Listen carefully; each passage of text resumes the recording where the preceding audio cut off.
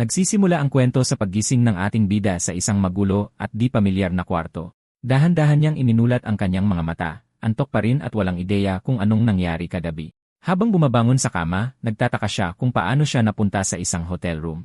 At doon niya napagtanto na hindi siya nag-iisa. May isang napakagandang babae na mahimbing na natutulog sa tabi niya, pero isang notifikasyon sa kanyang telepono mula sa isang nagngangalang Zhao Jia ang biglang nagpabalik sa kanyang alaala.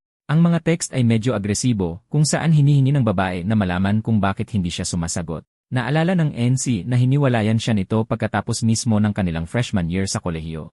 Lalo lang siyang nalito dahil binlock siya nito, pero ngayon ay umaakto ito na parang sila pa rin. Para luminaw ang kanyang isip, nagpasya siyang tingnan ang kalendaryo para sa kasalukuyang petsa. Ang makita ang October 8 ay nagdulot ng gulat sa kanya at napagtanto niyang bumalik siya sa nakaraan. Naalala niya ang mga sinabi nito na nakahanap na daw siya ng taong tunay na nagmamahal sa kanya. Pagkatapos ay nakita natin ang kanyang ex kasama ang isang mas matandang lalaki, sinasabihan ang ating NC na lumayas na. Lubos na nasaktan ng binata na sumumpa na mamahalin niya ito magpakailanman. Sa kasalukuyan, nakita niya na ang unang mensahe nito ay, gaya ng dati, isang hiling ng pera. Isang ngisi ang gumuhit sa kanyang mukha habang iniisip kung paano siya nabulag ng pag-ibig at kung gaano ito kakapal ang mukha. Determinado na baguhin ang kanyang hinaharap, nagpadala siya ng mensahe kay Xiao Jia, tinatapos na ang lahat sa kanila. Sa kabilang linya, nagalit ang babae, tinatanong kung seryoso ba siya sa pakikipaghiwalay. May kumpiyansa siyang sumagot na dapat na silang maghiwalay, at sinabihan siya nito na huwag daw siyang magsisi. Habang tinatawanan niya ito, isang asul na screen ang biglang lumitaw, binabati siya sa pag-activate ng Tycoon system. Gulat na gulat ang NC sa pag-iisip na sa sistemang ito, sa wakas ay gaganda na ang kanyang buhay. Ipinapakita ng screen ang kanyang mga stats at ipinaalam sa kanya na kikita na siya ng pera bawat segundo na labis niyang ikinatuwa. Pagkatapos mismo, binigyan siya ng sistema ng isang starter pack at mabilis niya itong tinanggap ng walang pag-aalinlangan. Nakatanggap siya ng 1,000,000,000 na cash, isang supercar, isang shopping card at isang friendly scanner. Matapos tingnan ang kanyang account at makita ang transfer, nagtaka siya kung para saan ang scanner na ito. Sakto namang bumulong ang babae sa tabi niya habang natutulog na nakakuha ng kanyang atensyon. Nakaisip siya ng ideya, nagpasya siyang subukan ang kanyang bagong gadget sa babae, itinutok ang scanner sa direksyon nito. Inihayag ng screen ang stats ng babae, pero nagtataka siya kung ano ang maaaring ibig sabihin ng privacy attribute. Dahil sa kuryosidad, pinindot niya ito, at ipinaliwanag ng sistema na ito ang bilang ng mga naging partner niya.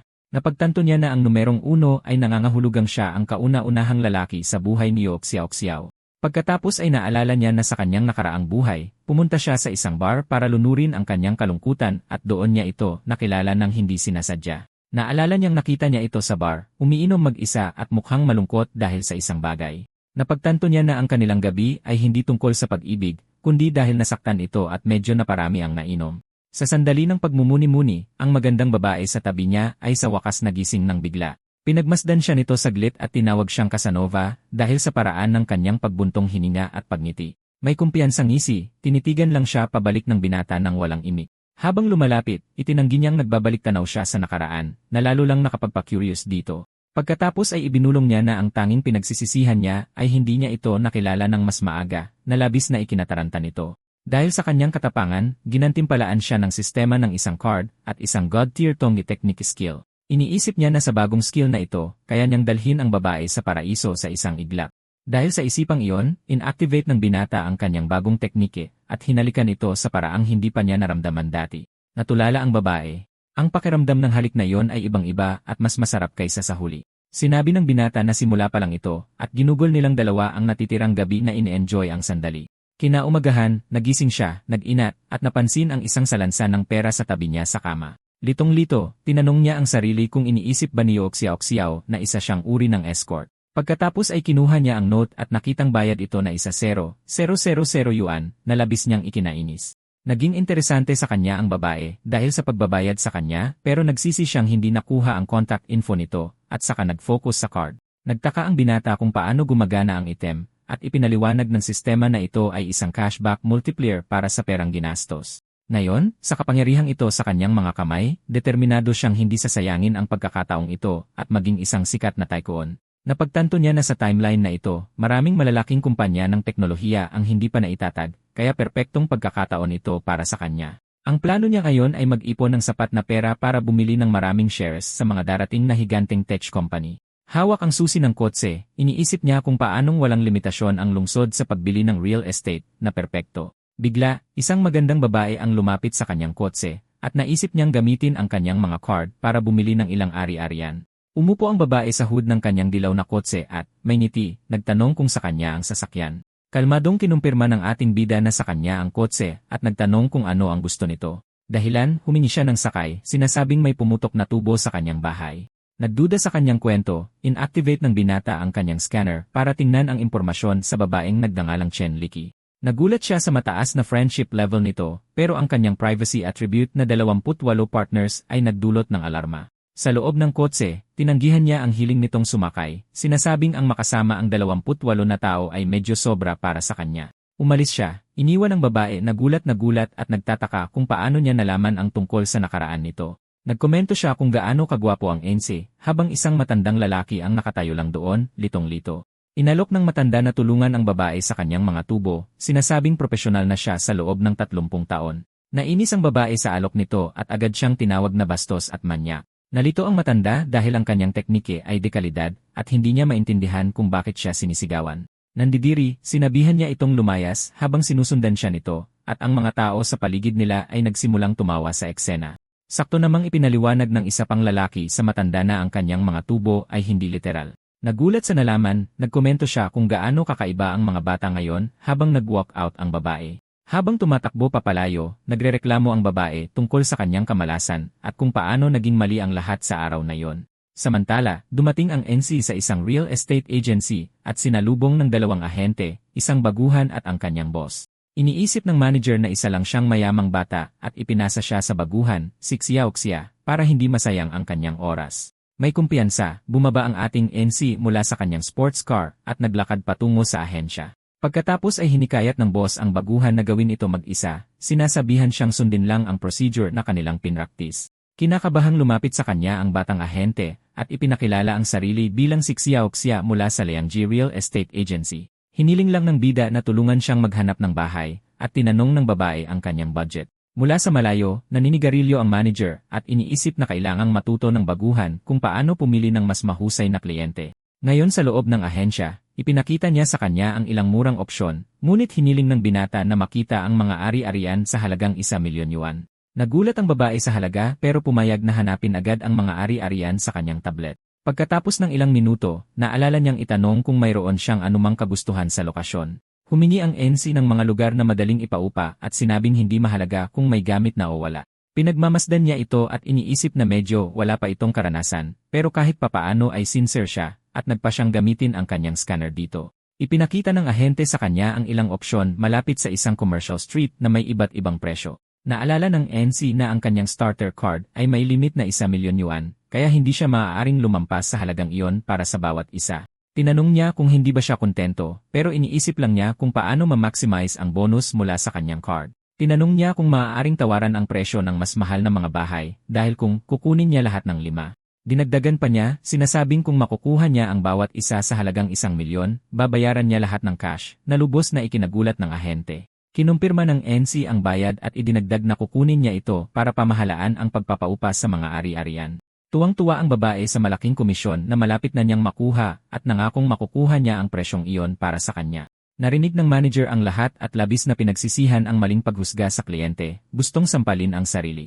Isang oras ang lumipas, ipinresenta ng manager na ngayon ay nakasuot ng suit ang pinal na kontrata na may kabuang presyo na 5,000,000 yuan. Pinirmahan ng bida ang kontrata, sinasabing nagtitiwala siya dito at kokontakin niya ito para sa mga susunod na pagbili. Tuwang-tuwa ang ahente sa kanyang komisyon at nagtataka kung anong uri ng taekwondo ito para pag-usapan na agad ang pagbili pa ng iba. Ipinapakita ng sistema na nakatanggap siya ng 230 milyon pabalik mula sa kanyang 5 pagbili. Dahil doon, nag-level up ang kanyang sistema at nagsimula siyang kumita ng halos 1 yuan bawat segundo. Iniisip niya na ang ahente ang kanyang lucky star at susulitin niya ang bagong buhay na ito. Tinawag ng ating NC ang babae sa isang sulok na labis na ikina-curious ng kanyang manager. Sabi ng boss dapat niyang imbitahan ang kliyente sa hapunan bilang pasasalamat. Pagkatapos ay nangako si MC na kung mananatili ito sa kanya, mabubuhay ito sa isang buhay na puno ng luho at ginhawa. Hindi alam ang sasabihin, hiyang-hiya ang ahente sa kanyang matapang na alok. Sinubukan niyang magalang na tumanggi, ngunit pinutol niya ito at hiningi ang kanyang bank account number. Nagulat sa hiling, tinanong ng babae kung bakit gusto niyang mag-transfer ng pera sa kanya. Sinabi lang niya na ito ang kanyang lucky star at ito ay isang maliit na bagay para pasalamatan siya sa lahat. Ang babae ay litong-lito, walang ideya sa kanyang sinasabi, at nakatitig lang sa kanya, naguguluhan. Ilang minuto ang lumipas, natanggap niya ang notifikasyon at nagulat sa halagang kanyang inilipat. Ngumiti ang bida dahil para sa kanya, barya lang ang halagang iyon kumpara sa kinita niya sa tulong nito. Dahil doon, biglang tumaas ang friendship level niya sa kanya at inimbitahan niya itong maghapunan bilang pasasalamat. Iniisip niya kung gaano kapaki-pakinabang ang pera para palakasin ang pagkakaibigan at kung gaano niya kabustong panoorin ang pagtaas ng mga numero. Nag-add sila sa WeChat at napansin ng babae kung gaano kagwapo at kaakit-akit ang inse. Ito ang nag-udyok sa kanya na mag-imagine ng isang mas intimong eksena at iniisip niyang hindi siya tututol kung mangyari ito. Ngunit nagpasalamat lang siya sa kanyang trabaho at nagpaalam, sinabing aalis na siya, na ikinagulat nito. Hindi makapaniwala sa narinig, hinabol siya ng ahente, desperadong tinatawag ang kanyang pangalan. Nasa loob na ng kanyang sports car, ngumiti ang NC at kumaway ng paalam sa kanya muli. Naiwan ng babae na nakatayo doon, napahiya, nagtataka kung bakit bigla siyang nakaramdam ng kawalan sa loob. Makalipas ang 20 minuto, umuwi ang NC at inanunsyo ang kanyang pagdating sa kanyang ina na naghihintay sa kanya. Sinalubong siya ng kanyang ina ng malamig na pakwan habang tinatanong ng kanyang ama ang tungkol sa kanyang graduation trip. Sinabi niyang plano niyang pumunta sa Modu dahil gusto niyang tingnan ang lugar sa paligid ng universidad na kanyang papasukan. Sumang-ayon ang kanyang ama sa desisyon at hiniling sa kanyang ina na i-transfer ang pera para sa biyahe sa kanilang anak. Nagbiro ang kanyang ina na sa sobrang pag-spoil sa bata ay mahihirapan itong makahanap ng asawa sa hinaharap. Hiniling niya na huwag na itong ungkatin at iniisip sa sarili na hindi niya sila bibigyan tulad ng ginawa niya sa nakaraang buhay. Kinabukasan, nasa eroplano na ang NC na nagrereklamo dahil sa huling minuto niya nabili ang tiket. Sinusubukang sumingit sa makitid na pasilyo, magalang siyang humingi ng daan sa ibang tao. Nakita niya ang isang pamilyar na babae at tinawag ito, si Zoe na agad siyang nakilala. Kinumpirma niyang ito ang kanyang upuan at nagkataon, sinabi nitong doon din ang sa kanya. Nagpasalamat siya habang dumadaan sa kanya para makapunta sa kanyang upuan sa may bintana ng eroplano. Isang lalaking nakasalamin ang biglang sumulpot at sinubukang landiin ang babae, sumasabat sa kanilang usapan. Hindi pinansin ang nanghihimasok, hiniling ng ating SC sa babae na kunin ang panloob na upuan. Nagreklamo ang estranghero, sinasabing hindi sila basta-basta pwedeng magpalit ng upuan sa eroplano.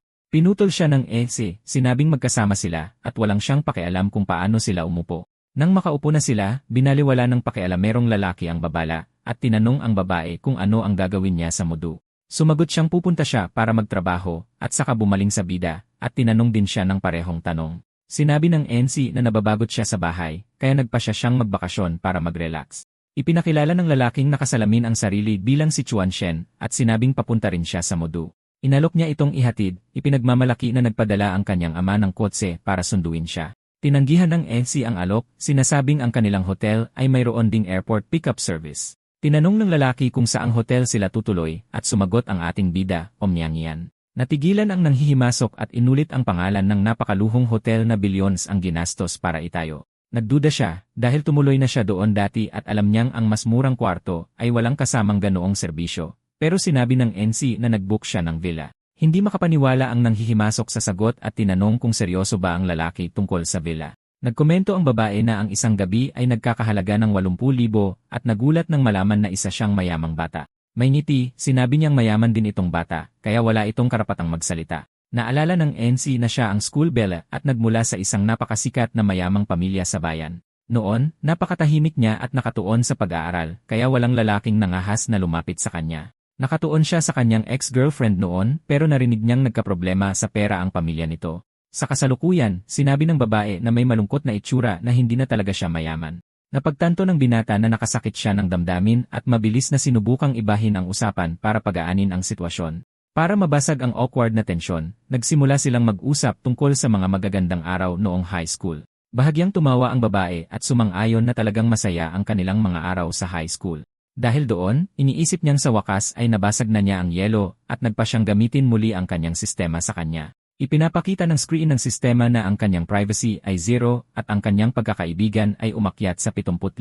Nagtataka siya kung napapansin na ba siya nito noon pa dahil napakataas ng antas ng pagkakaibigan nila. Pagkalapag, isang magandang babae na nakasweet ang nagpakilala bilang kanyang pribadong butler, si Huang Yuan. Humanga ang bida sa kanyang profesionalismo, gaya ng inaasahan sa isang lugar na tulad niyon. Tinanong ng ating AC kung saan tutuloy si Joying at sinabi nitong sa bahay ng isang kaibigan sa Pudong. Dahil doon, pinilit niyang ihatid ito at hiniling sa kanyang butler na ihatid muna ito sa destinasyon nito. Mula sa malayo, pinapanood ng lalaking nakasalamin ang lahat at iniisip na iligtas ang babae para magkaroon ng romantikong gabi kasama ito. Makalipas ang 25 minuto, dumating sila at nagpasalamat ang babae at hiningi ang kanyang contact info para ilibre siya ng hapunan. Tinanggap niya ang alok pero nagbiro na huwag daw nitong kalimutan ang ipinangako sa kanya. Nagpalitan sila ng contact at nagpaalam ang ating AC, sinabing huwag na siyang mag-alala sa paghatid. Nagulat ang nanghihimasok na basta na lang siyang pinakawalan at nang hinayang na nasira ang kanyang kabayanihang plano. Kalahating oras ang lumipas, dumating ang ating bida sa kanyang villa at iniisip na sulit ang bawat sentimo ng kanyang pananatili. Pagkatapos ay ipinaalam sa kanya ng butler na handa na ang kanyang paliguan at nagpasya siyang mag-relax saglit. Bigla siyang hinawakan ng babae mula sa likuran at napatalon siya, tinatanong kung ano ang ginagawa nito. Sinabi nitong kasama sa serbisyo ang pagtulong sa kanyang maghubad pero siya na ang bahala sa kanyang underwear. Nang nasa hot springs bath na, pinanood niya ang babae at hiniling na maghintay sandali. Ipinaliwanag ng butler na bahagi rin ng serbisyo ang pagkuskos sa kanyang likod, ngunit hindi niya siya papaliguan. Ninanamnam niya ang sandali at iniisip na sa malapitan, napakaakit nito at magiging maganda ang isang espesyal na serbisyo. Sinabi ng babae na ginagawa lang niya ito dahil nakaramdam siya ng koneksyon sa kanya at nagsimulang maghubad. Dahil doon, pumasok siya sa tubig kasama ang binata at nabigla ito sa kanyang kagandahan. Pagkatapos ay inanyayahan siya ng butler sa isang hotel reception at tinanong niya kung ano ang okasyon para sa kaganapan sa gabing iyon. Ipinaliwanag niyang walang dress code at kinumpirma ng ating binata na lalahok siya sa auction na malapit ng maganap. Pagdating sa party kasama ang kanyang date, magalang siyang binati ng isang empleyado na nakakilala sa kanya bilang isang mahalagang panauhin. Pagkatapos ay binati siya ng babae ng magandang gabi at binigyan si Argay ng isang ngiti habang pumapasok siya sa main hall para sa event. Sa loob ng hall, nagsimula na ang auction at isang item ang nabenta sa halagang 5 milyon habang tinitingnan niya ang paligid. Inanunsyo ng auctioneer ang susunod na item, isang napakabihirang sikat na relo na nakakuha ng atensyon ng lahat. Ipinaliwanag ng lalaki na ito ay isang limitadong edisyon na may isa zero lamang sa mundo, at ang panimulang bid ay magiging 15 milyon yuan. Puno ng sigla, sumigaw ang auctioneer para simulan ang bidding, at nag-init ang damdamin ng mga tao para sa kompetisyon. Sinuri ng ating binata ang relo at naalala na ang presyo nito ay tiyak na tataas sa mga darating na taon, madaling lampasan ang 25 milyon. Nang makita ang pagkakataong kumita, hindi na siya nag-aksaya ng oras at ginawa ang unang bid na 15.5 milyon gamit ang kanyang paddle, numero 35.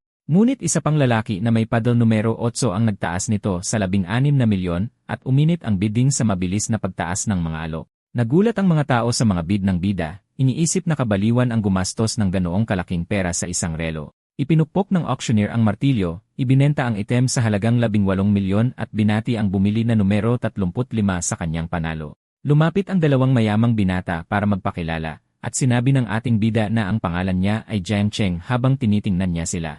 Inihayag ng lalaking blonde na sa kanya ang bid numero 8 at tinanong kung si Jiang Cheng ay isang eksperto sa mga mamahaling relo. Sumagot ang bida na hindi siya eksperto at ito ang unang pagkakataon niyang bumili ng relo, sinusubukan lang niya. Gulat na gulat ang lalaking blonde sa presyo at tinanong kung bakit hindi pa niya ito nakikita dati. At ipinaliwanag ni Jiang Cheng na kararating lang niya kahapon para sa kolehiyo. Nagulat, sinabi ng binata na sa edad na 18, wala siyang lakas ng loob na gawin ang ganoong bagay at labis siyang humanga sa ating bida. Dahil doon, inanyayahan niya si Jiang Cheng na lumabas minsan at pumayag ang ating binata sa alok mula sa kanyang bagong kakilala. Pagkatapos ay ipinaalam sa kanya ng sistema ang kanyang bagong level at iniisip niya kung paanong ang kanyang taunang kita ay lumampas na sa 300 milyon. Sa kabila ng pera, alam niyang para sa kanyang mga ambisyosong plano, ang halagang ito ay kulang na kulang pa at kailangan niya pa ng higit. Habang bumababa sa hagdanan, nakasalubong niya ang isang pamilyar na mukha at nakilala ang babaeng kasama niya kagabi. Ito ang parehong babae mula sa hotel na nakilala niya sa simula ng kwento at nakatitig ito sa kanya, gulat na makita siya doon. Inaasar siya nito, tinatawag siyang kiddo at sinabing hindi niya inaasahan na isa siyang mayamang lalaki, iniisip na isa lang siyang mahirap na estudyante. Inanyayahan siya ng babae sa kanyang villa dahil patapos na ang auction, gusto siyang makasama para sa isa pang gabi. Tinanggap niya ang imbitasyon at nagbiro itong dapat ay mas galingan niya kaysa noong huli, lalong nagpapainit ng sitwasyon. Bigla, isang lalaki ang lumitaw at hinawakan siya sa braso, ipinakilala ang sarili bilang si Jungyo, ang ex-fiant ng magandang babae. Iginigiit ng lalaki na engaged sila, pero tinawag niya itong baliw dahil gusto nitong magpakasal matapos siyang lokohin nito kasama ang kanyang best friend. Binaliwala ni Jungyo ang akusasyon at sinabing nagkaroon sila ng engagement party, kaya matutuloy ang kasal sa ayaw at sa gusto niya. Nandidiri, inakusahan niya itong kadiri at ginagamit lang siya para makipagkita sa iba nitong partner, parehong lalaki at babae. Binigyan siya ng sistema ng dalawang pagpipilian, umalis na may gantimpala o suntukin ang lalaki para makakuha ng physical enhancement at isang bad luck card. Pinapabuti ng enhancement ang lahat ng kanyang katangian at ang ating bida, nang walang pag-aalinlangan, ay sinuntok ang kanyang karibal na ikinagulat ng babae. Sinipa niya ang salarin sa sahig at pinanood ng babae ang eksena na tila nagagalak sa kilos ng ating bida. Tinapakan niya ang kanyang natumbang kalaban at tumaas ang antas ng pagtingin ng babae habang sumisigaw sa sakit ang lalaki sa sahig ng ballroom. Dahil sa desperasyon, nagsimulang sumigaw ng tulong ang salarin, tinatawag ang security ng hotel upang iligtas siya sa sitwasyon. Dumating ang security at sinubukang awatin ang gulo pero sinigawan sila ng ex-fiant na arestuhin ang bida at tawagin ang mga pulis. Tinatakot ang mga tauhan, sinabi niyang tatawag siya ng pulis at magsasampa ng reklamo para matanggal silang lahat sa trabaho. Pagkatapos ay sinabi ng babae sa bida na huwag mag-alala. Dahil sasabihin niya, ipinagtatanggol siya nito mula sa panliligalig. Ipinagyabang ng ex-fiance na na-record ng mga security camera ang lahat at tapos na silang lahat dahil dito. Biglang pumasok ang isang lalaking may kutsilyo at kumalat ang takot habang nagsisigawan ang mga tao, natatakot sa eksena. Hinawakan ng nanghihimasok ang ex-fiant at hininging dalhin sa kanya ang mag-asawang nagtaksil sa kanya, kundi ay papatayin niya ang lahat. Dahil takot para sa kanyang buhay, sinigawan ng salarin ang mga security guard na hanapin ang mga taong hinahanap ng lalaki upang mailigtas ang sarili. Binigyan siya ng sistema ng mga bagong pagpipilian, tumakas kasama ang babae at makakuha ng pera, o pigilan ang krimen at magkamit ng bagong kasanayan. Nagpasya siyang kumilos para sa kaligtasan ng lahat, at lalo na para sa espesyal na teknik na inalok ng sistema bilang gantimpala. Bago kumilos, naaalala niya ang item na napanalunan niya kanina at napagtanto na ang bad luck card ay maaaring maging kapaki-pakinabang ngayon.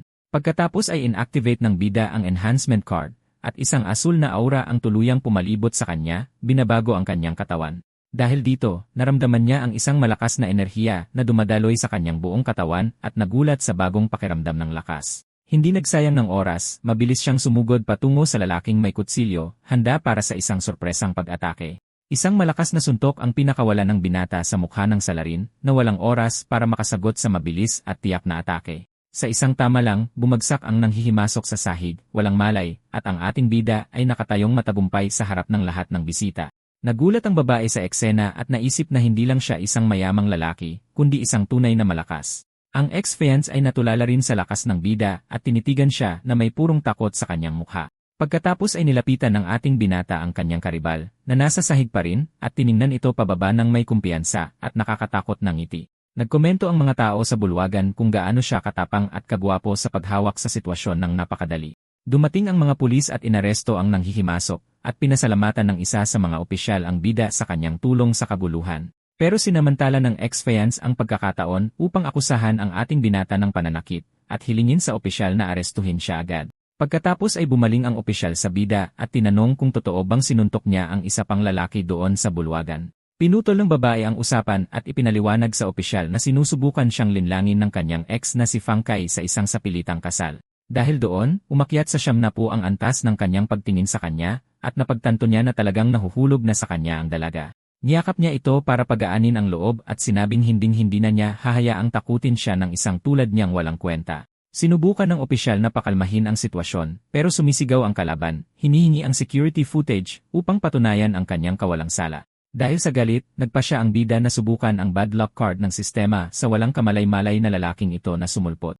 Pagkatapos ay inactivate niya ang item, at isang aura ng kamalasan ang pumalibot sa ex-fiance na walang kaalam-alam sa nangyayari. Kaagad pagkatapos, nakatanggap ng tawag ang lalaki mula sa bangko tungkol sa isang kahina-hinalang pag-withdraw ng 200,000 mula sa kanyang account. Habang nasa telepono siya, isang babae ang tumakbo at sinabi sa kanya na isang puno ang bumagsak sa kanyang kotse na nagdulot sa kanya ng pagkataranta. Tinanong ng opisyal kung kailangan niya ng tulong, ngunit tumakbo ang lalaki, sinasabing wala siyang oras para harapin ito ngayon. Sinabi ng ating binata na nakuha niya ang nararapat sa kanya at inanyayahan ang babae na iwanan ang magulong lugar na iyon ng magkasama. 5 minuto ang lumipas, sa silid, nilapitan siya nito nang may pag-aalala at tinanong kung ayos lang siya o kung nasaktan siya sa laban. Nakangiti, sumagot siya na ang isang talunan na ganoon kakalibre ay hinding-hindi siya talaga masasaktan. Kahit na, iginiit niyang tingnan para sa sarili upang masiguradong hindi siya nagtamo ng anumang malubhang pinsala. Tinanong ng babae kung mamaliitin ba siya nito dahil sa pagkakaroon ng ganoong klaseng fan, ngunit sinigurado siya ng lalaki tungkol dito. Ipinaliwanag niya na ang kasunduan ay inayos ng kanyang lolo, at nalaman lang niya ang tungkol sa kanyang panloloko sa kanyang matalik na kaibigan kalaunan. Inaliw niya ito, sinasabing marami na siyang pinagdaanan, pero ngayon ay nariyan na siya para alagaan at protektahan siya. Tinanong ng dalaga kung ayos lang sa kanya na panatilihin ang ganitong uri ng relasyon, iniisip na mas madali ito kaysa sa isang seryosong pag-ibigan. Niyakap siya ng bida at tiniyak na hindi niya ito iniinda at na itatrato niya ito ng maayos mula sa espesyal na sandaling iyon. Pagkatapos ay masayang ginugol ng dalawa ang gabi, at tila napakatindi ng sandali para sa magandang babaeng kasama niya. Kinaumagahan, dalawang katulong ang nag-aayos ng silid, at isa sa kanila ay nagkomento sa lakas ng mga kabataan ngayon.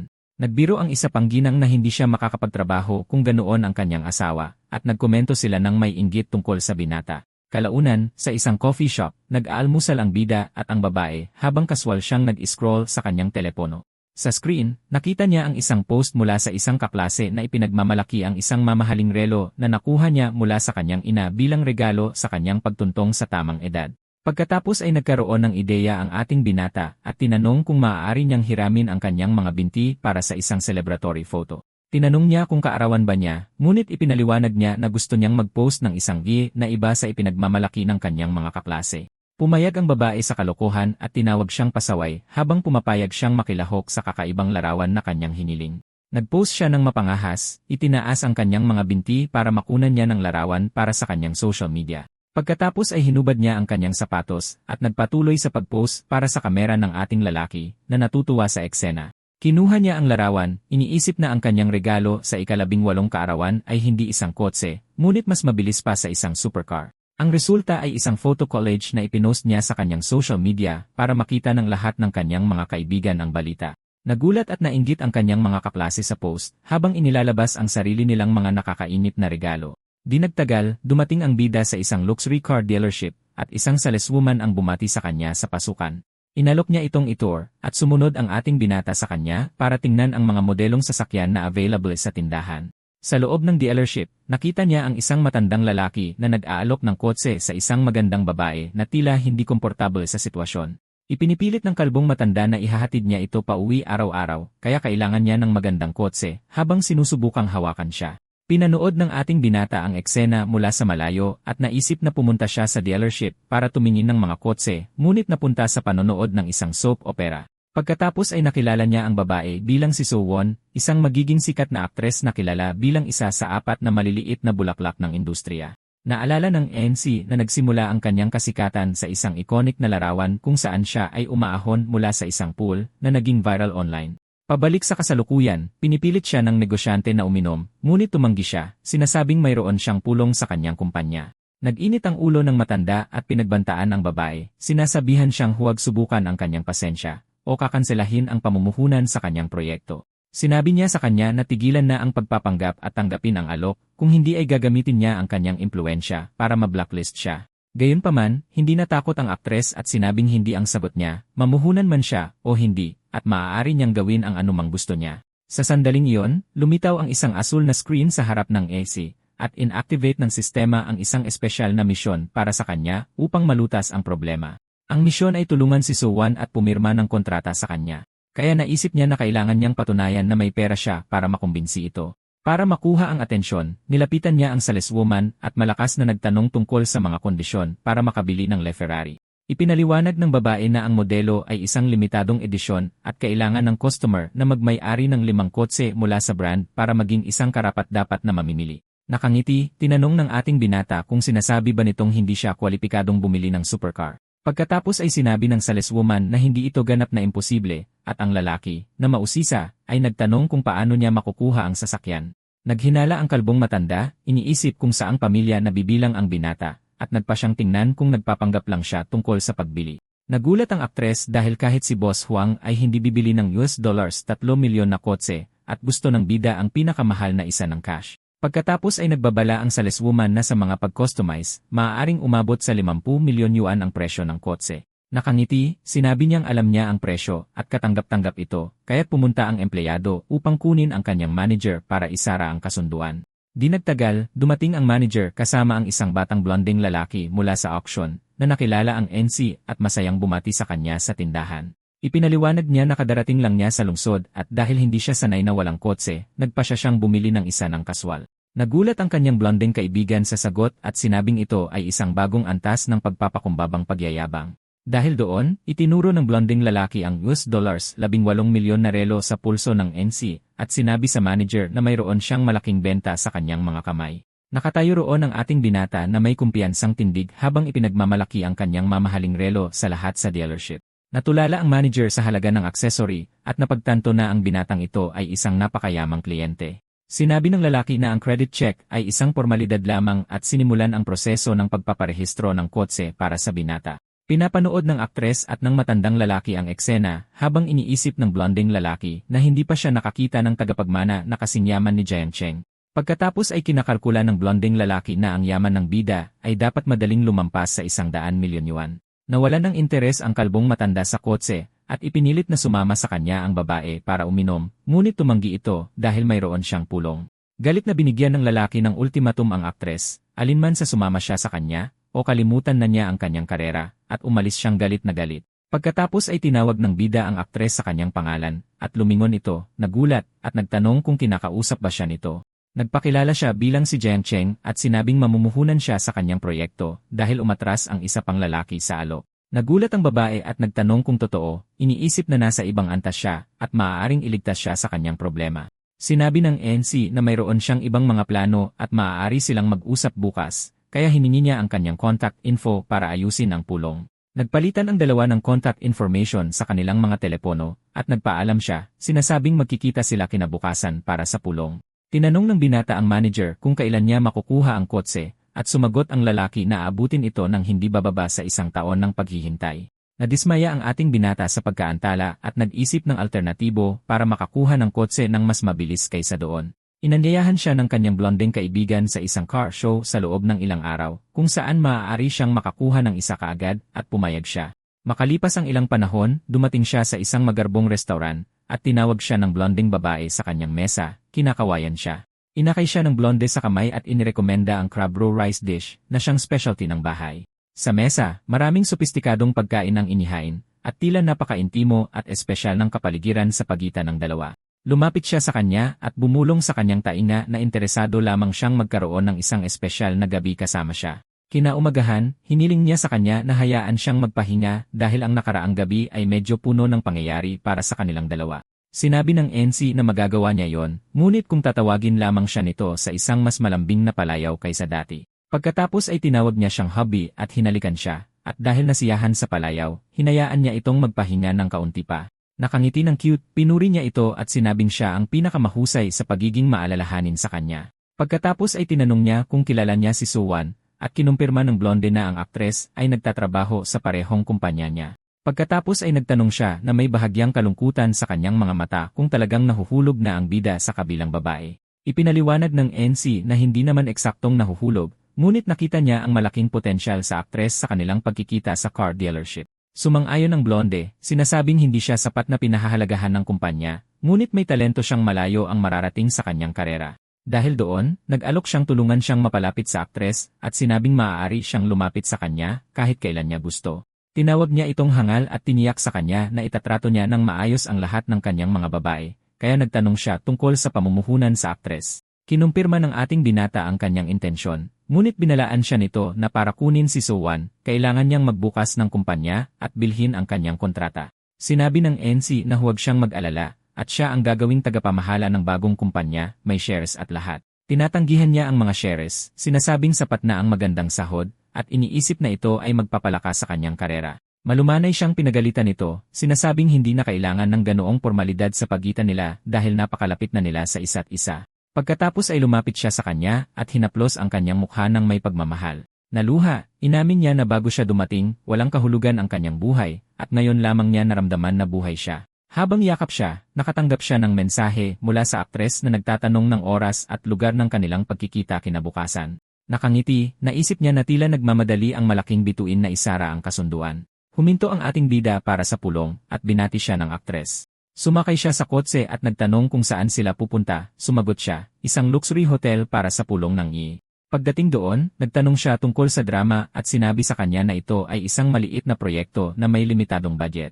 Nawala ang sigla ng ating bida nang marinig ang mababang halaga na 5 milyon at kinuwestiyon niya ang kalidad na maaaring magkaroon ng ganoong proyekto. Kaya, sinubukan siyang kumbinsihin ng aktres, sinasabing maganda ang kwento at mabilis ang produksyon, kaya't kumuha siya ng isang script. Iwinaksi ng ating lalaki ang script, sinasabing ang tanging pakialam niya ay ang pamumuhunan. Pagkatapos ay nag-alok siyang i-wire ang pera doon din at natulala siya dahil hindi pa siya nakakita ng isang investor na tulad niya.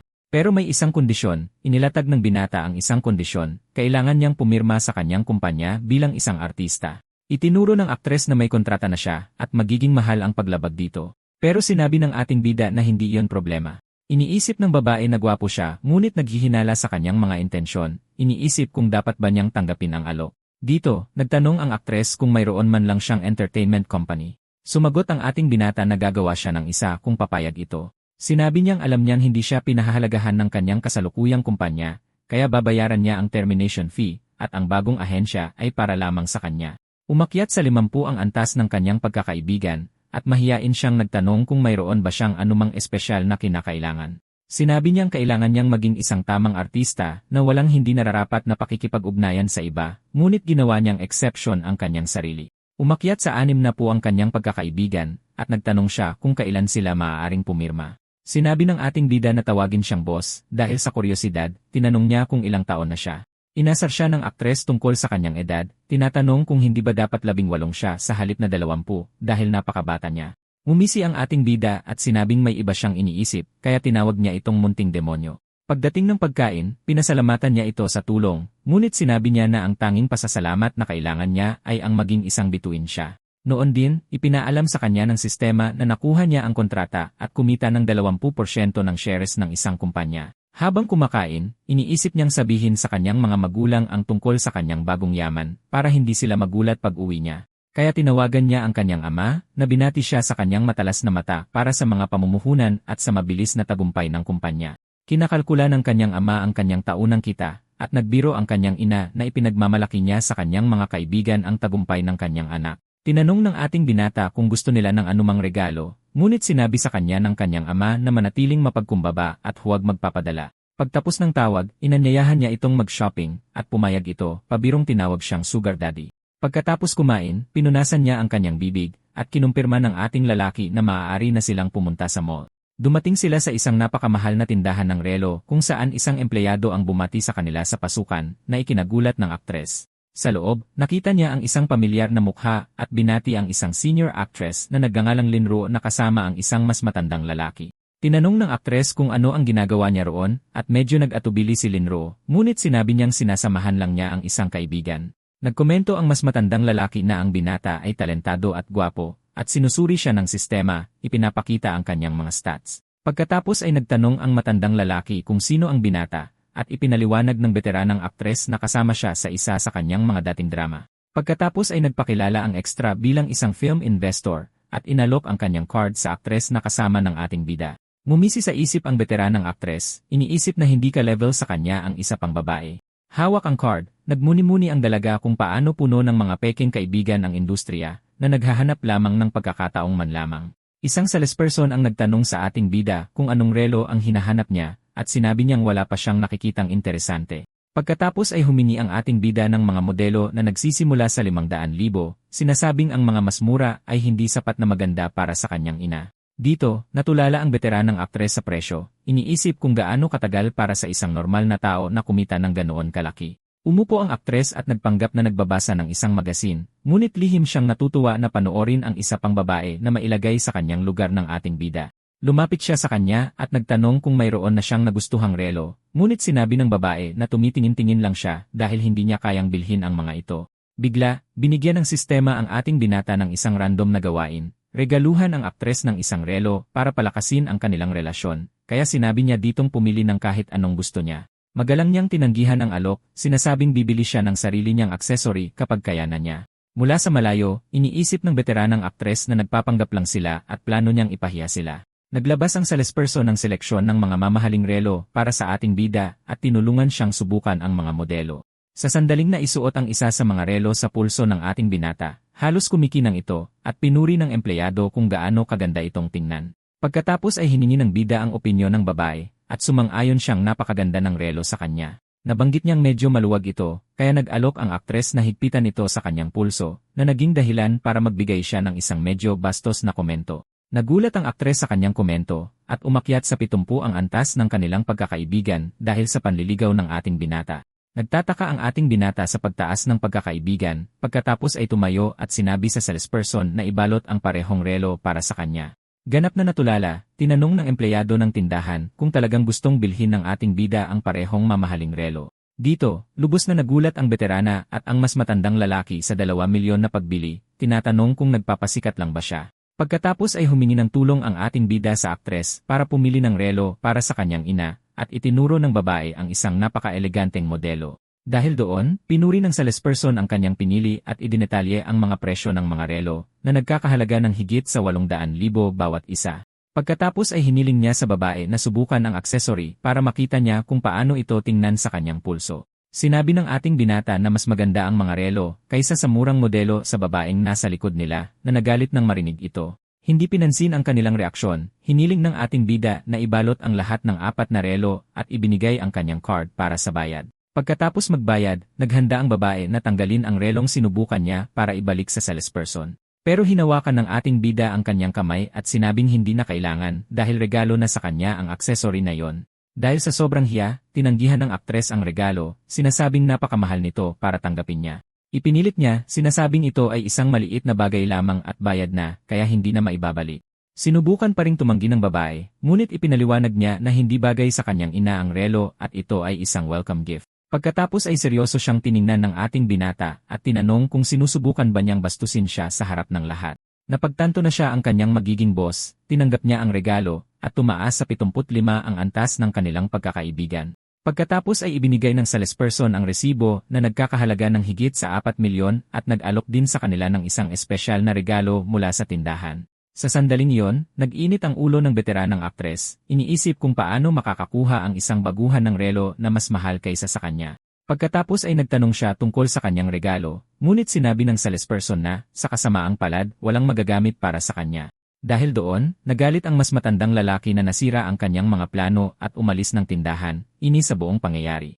Pagkatapos ay tinanong ng salesperson ang veterana kung gusto pa niya ang relo, ngunit ang babae, na nahihiya, ay tumanggi at umalis. Noon din, inanunsyo ng sistema na tagumpay ang misyon at nag-alok ng isang random na cashback reward sa ating bida. Tinanggap niya ito kaagad at binati siya ng sistema sa pagkuha ng balik na 13,165,000.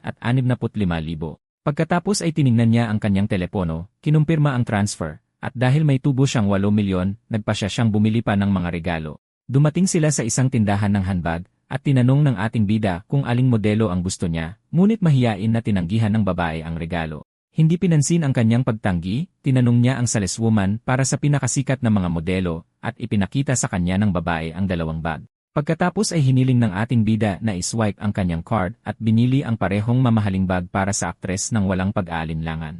Ipinaalam sa kanya ng saleswoman na ang kabuuan ay 120,000 at sinabi sa kanya na miyembro na siya ngayon ng tindahan na may access sa mga hinaharap na kaganapan. Nang makitang gumagastos siya ng napakaraming pera, humanga ang babae sa kapangyarihan at kabutihang loob ng kanyang bagong boss. Pagkatapos mamili, nagpasalamat siya at inanyayahan siyang umakyat sa kanyang apartment para uminom bilang paraan ng pagpapakita ng kanyang pasasalamat.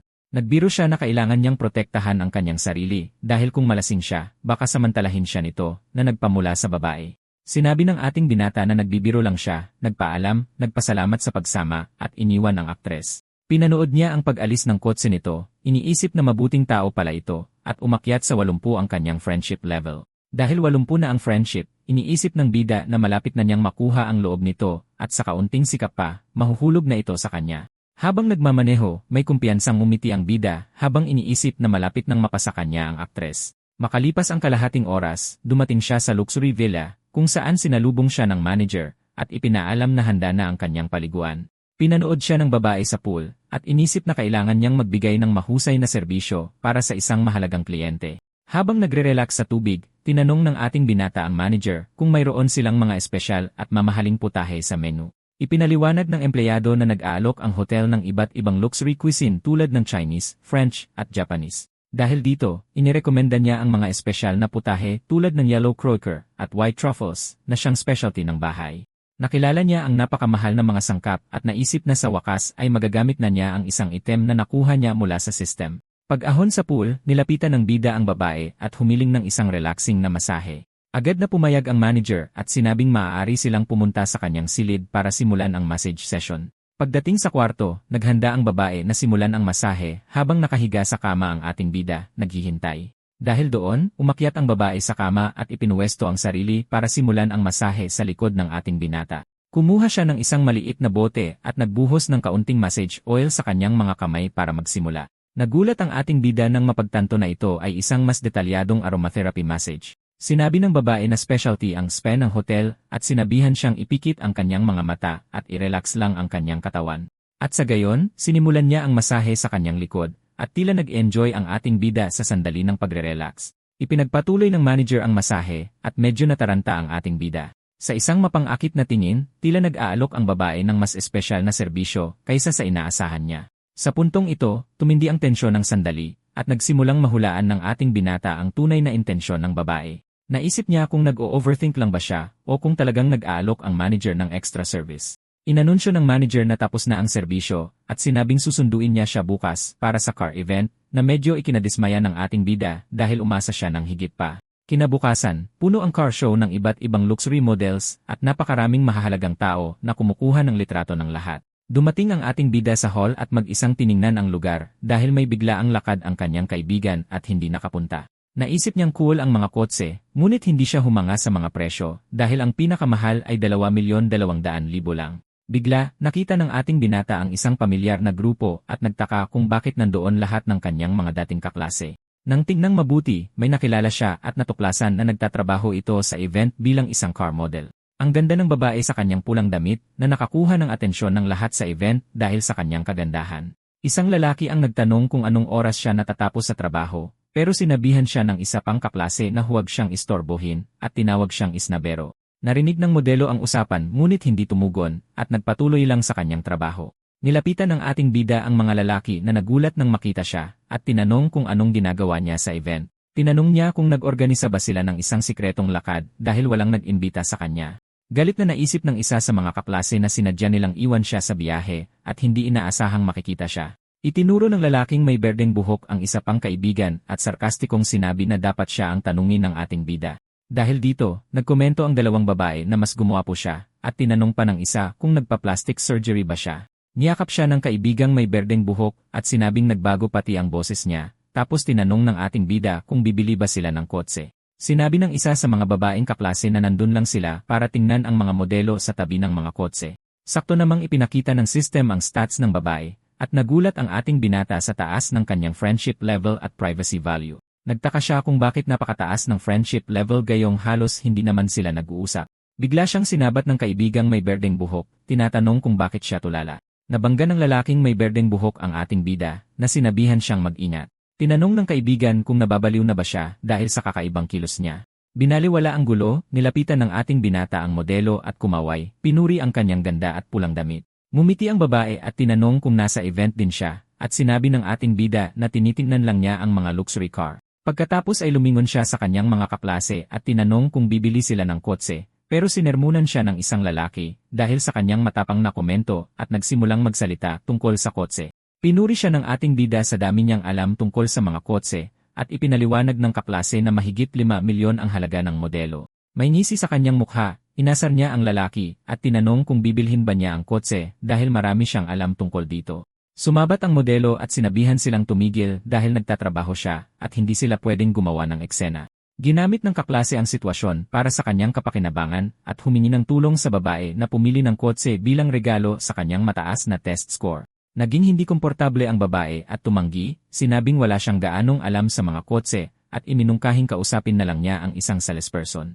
Ipinagpilitan ng lalaki na kausapin siya at inakusahan siya ng ating bida na ginagamit lang ang pagbili bilang dahilan para kausapin ang babae. Hinamon siya ng kaklase na bumili ng kotse at inasar siya ng ating binata sa pagtatanong kung kasama ba ang modelo bilang bonus sa kotse. Natawa ang babae sa biro at nagkomento na napakatapang niya para magtanong ng ganoong direktang tanong sa harap ng lahat. Nainis ang kaklase at sinabihan siyang tumigil sa pagyayabang dahil nagtatrabaho ang babae, ngunit sinabi ng ating binata na seryoso siya. Sa sandaling iyon, napansin ng event manager ang gulo at lumapit para ayusin ang problema.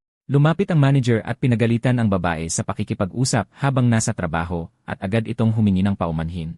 Sinisi siya ng karibal sa pagkagalit sa kanya at hinamon siyang bumili ng kotse dahil ginugulo niya ang trabaho ng modelo. Inulit ng ating bida ang kanyang tanong, sinasabing mas maganda tingnan ang kotse kapag katabi ang modelo. Napansin ng manager ang mamahaling relo sa kanyang pulso at nagbago ang isip, sinasabing kung bibilhin niya ang kotse, kasama na ang modelo.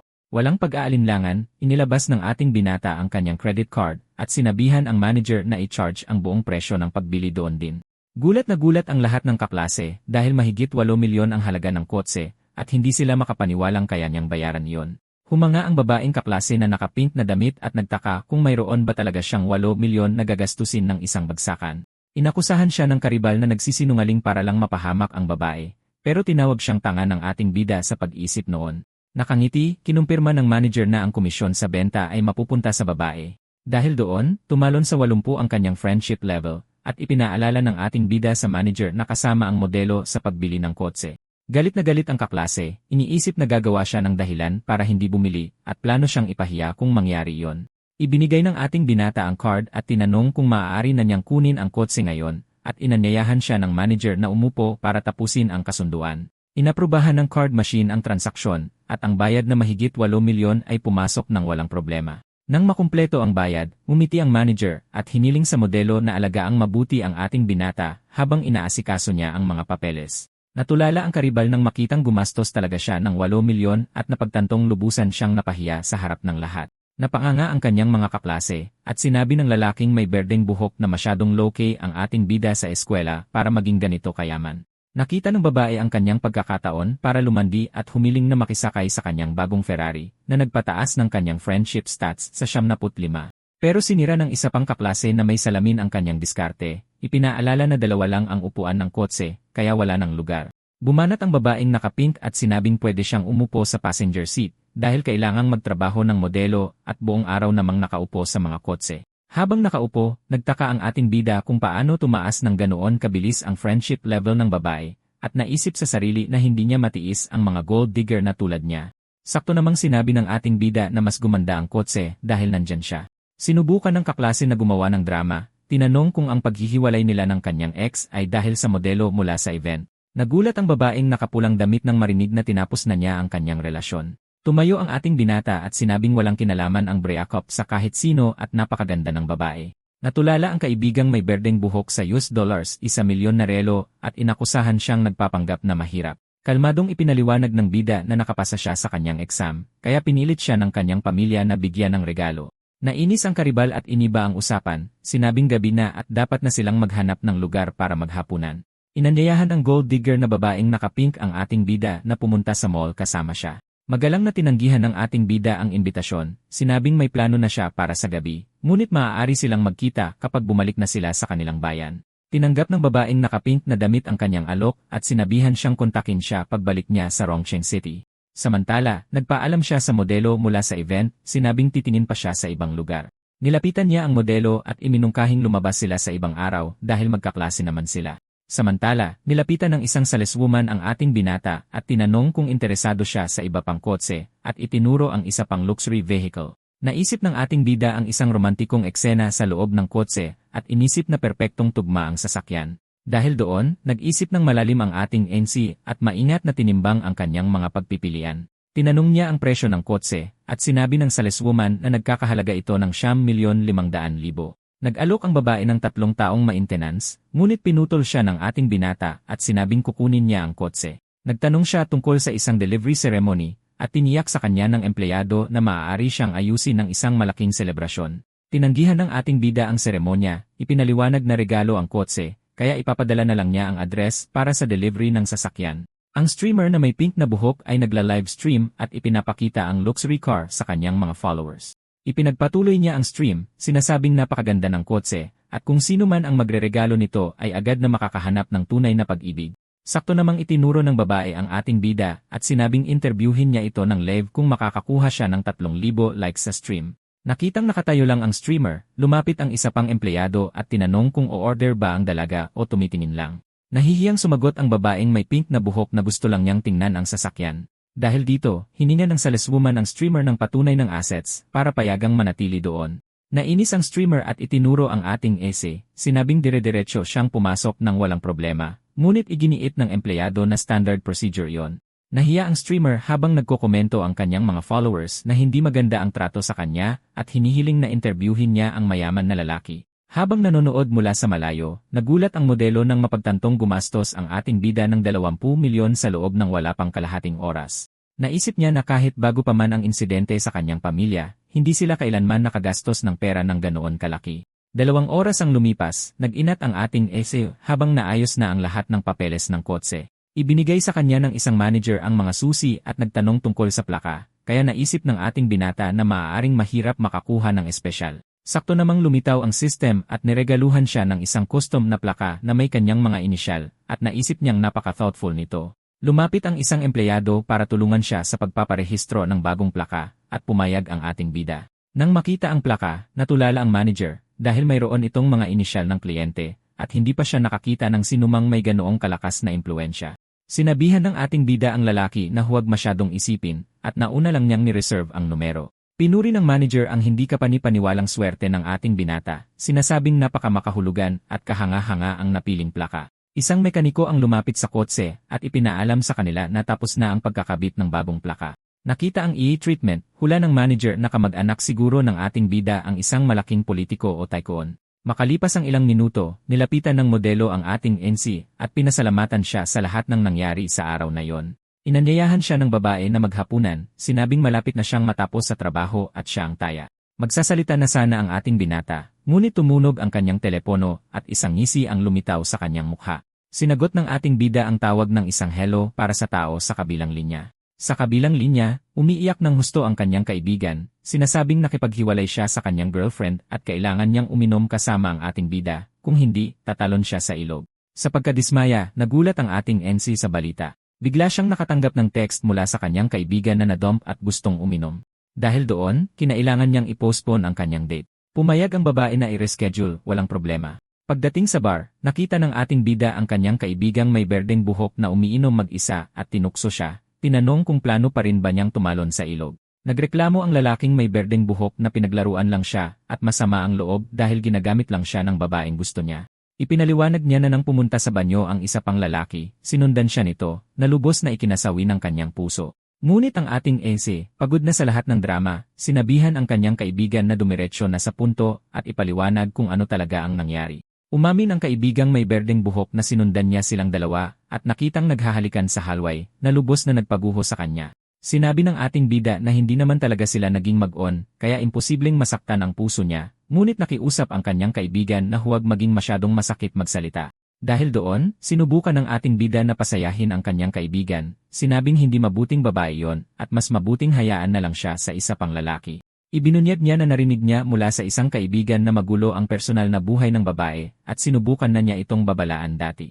Sinabi ng ating bida na siguro nauntog siya at nag-alok ng isang tagay para kalimutan ang lahat at lunurin ang kanilang kalungkutan.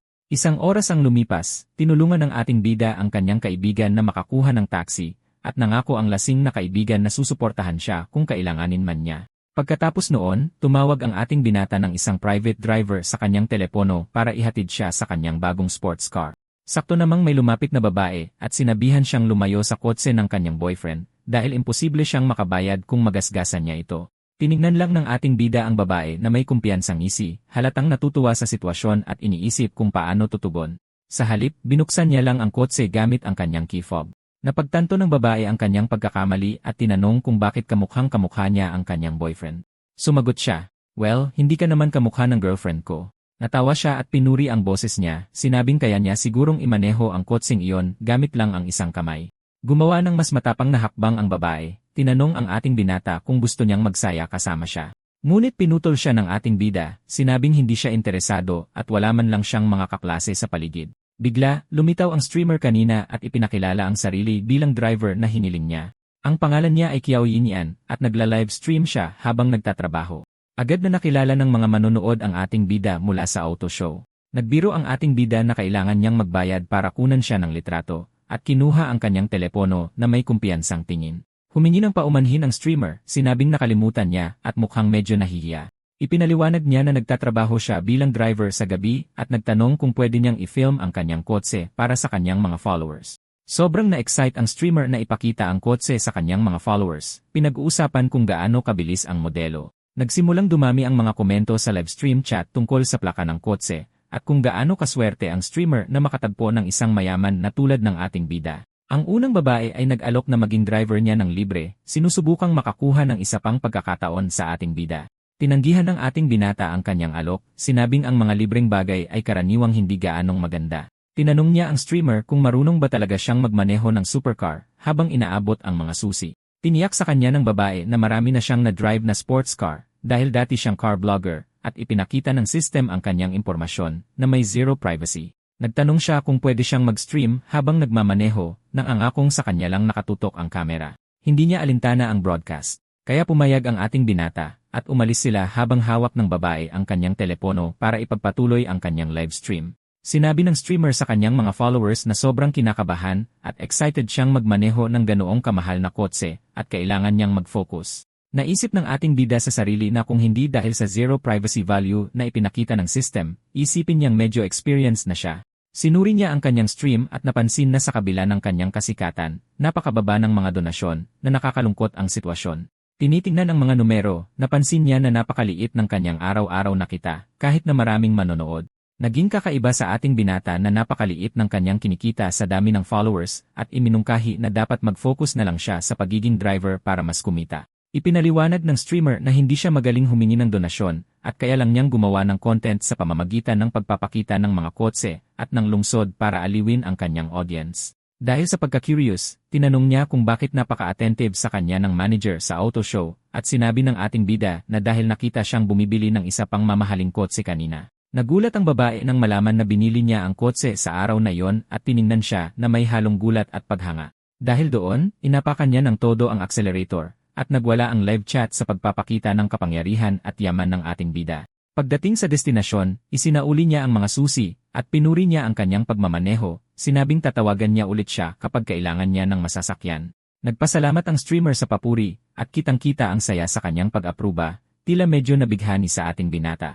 Tinanong niya kung anong klaseng stream ang karaniwan niyang pinapanood at sumagot ang ating bida ng nakangiti na, syempre, gusto niyang manood ng magagandang babae. May pag-asa sa kanyang mukha, inalok ng streamer ang sarili bilang isang opsyon at humingi ng kaunting suporta para tulungan siyang umakyat sa ranking ng platform. Nagbiro ang ating binata na hindi pa siya nakarinig ng libreng donation account na medyo ikinahiya ng streamer. Kaya, iminungkahi niya na maaari siyang anyayahan sa loob para sa isang basong tubig. Napagtantong sinusubukan niyang gamitin ang sitwasyon para sa kanyang stream, nagpasya siyang tuksuhin siya ng kaunti, tinanong kung anong klaseng tubig ang nasa isip niya.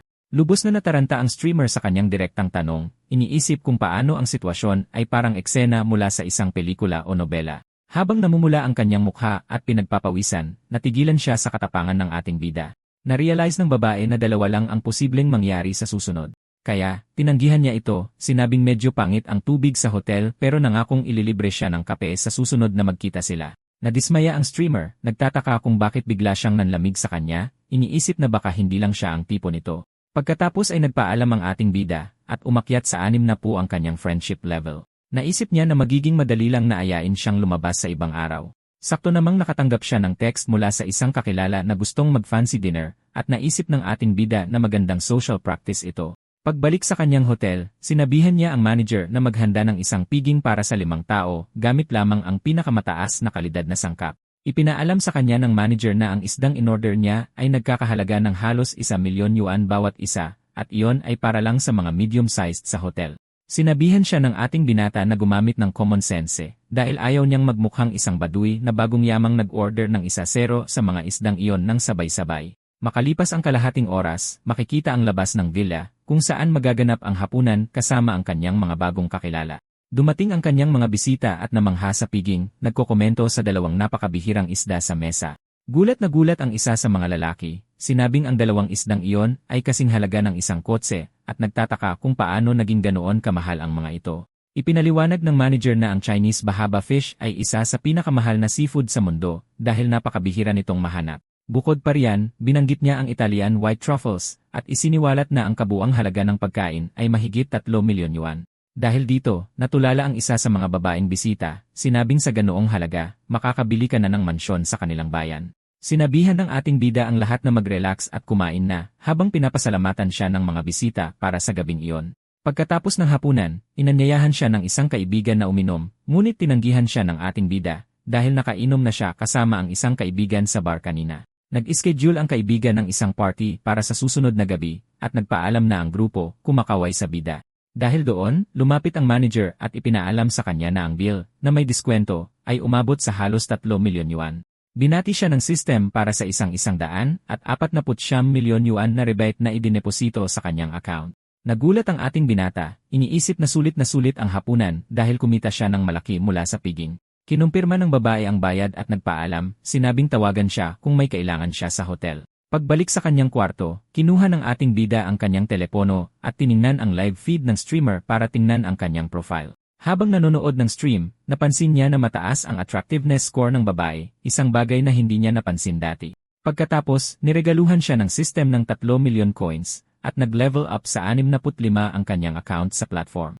Nagpasya siyang palitan ang kanyang username sa Dinghai Shenzhen at nag-iwan ng komento sa live chat ng babaeng kulay rosas ang buhok. Nagulat ang streamer nang makita ang isang high-level na account sa kanyang stream dahil hindi pa siya nakakita ng ganoon. Sinalubong niya ito at ipinaliwanag na may malaking guild battle na magaganap sa gabing iyon.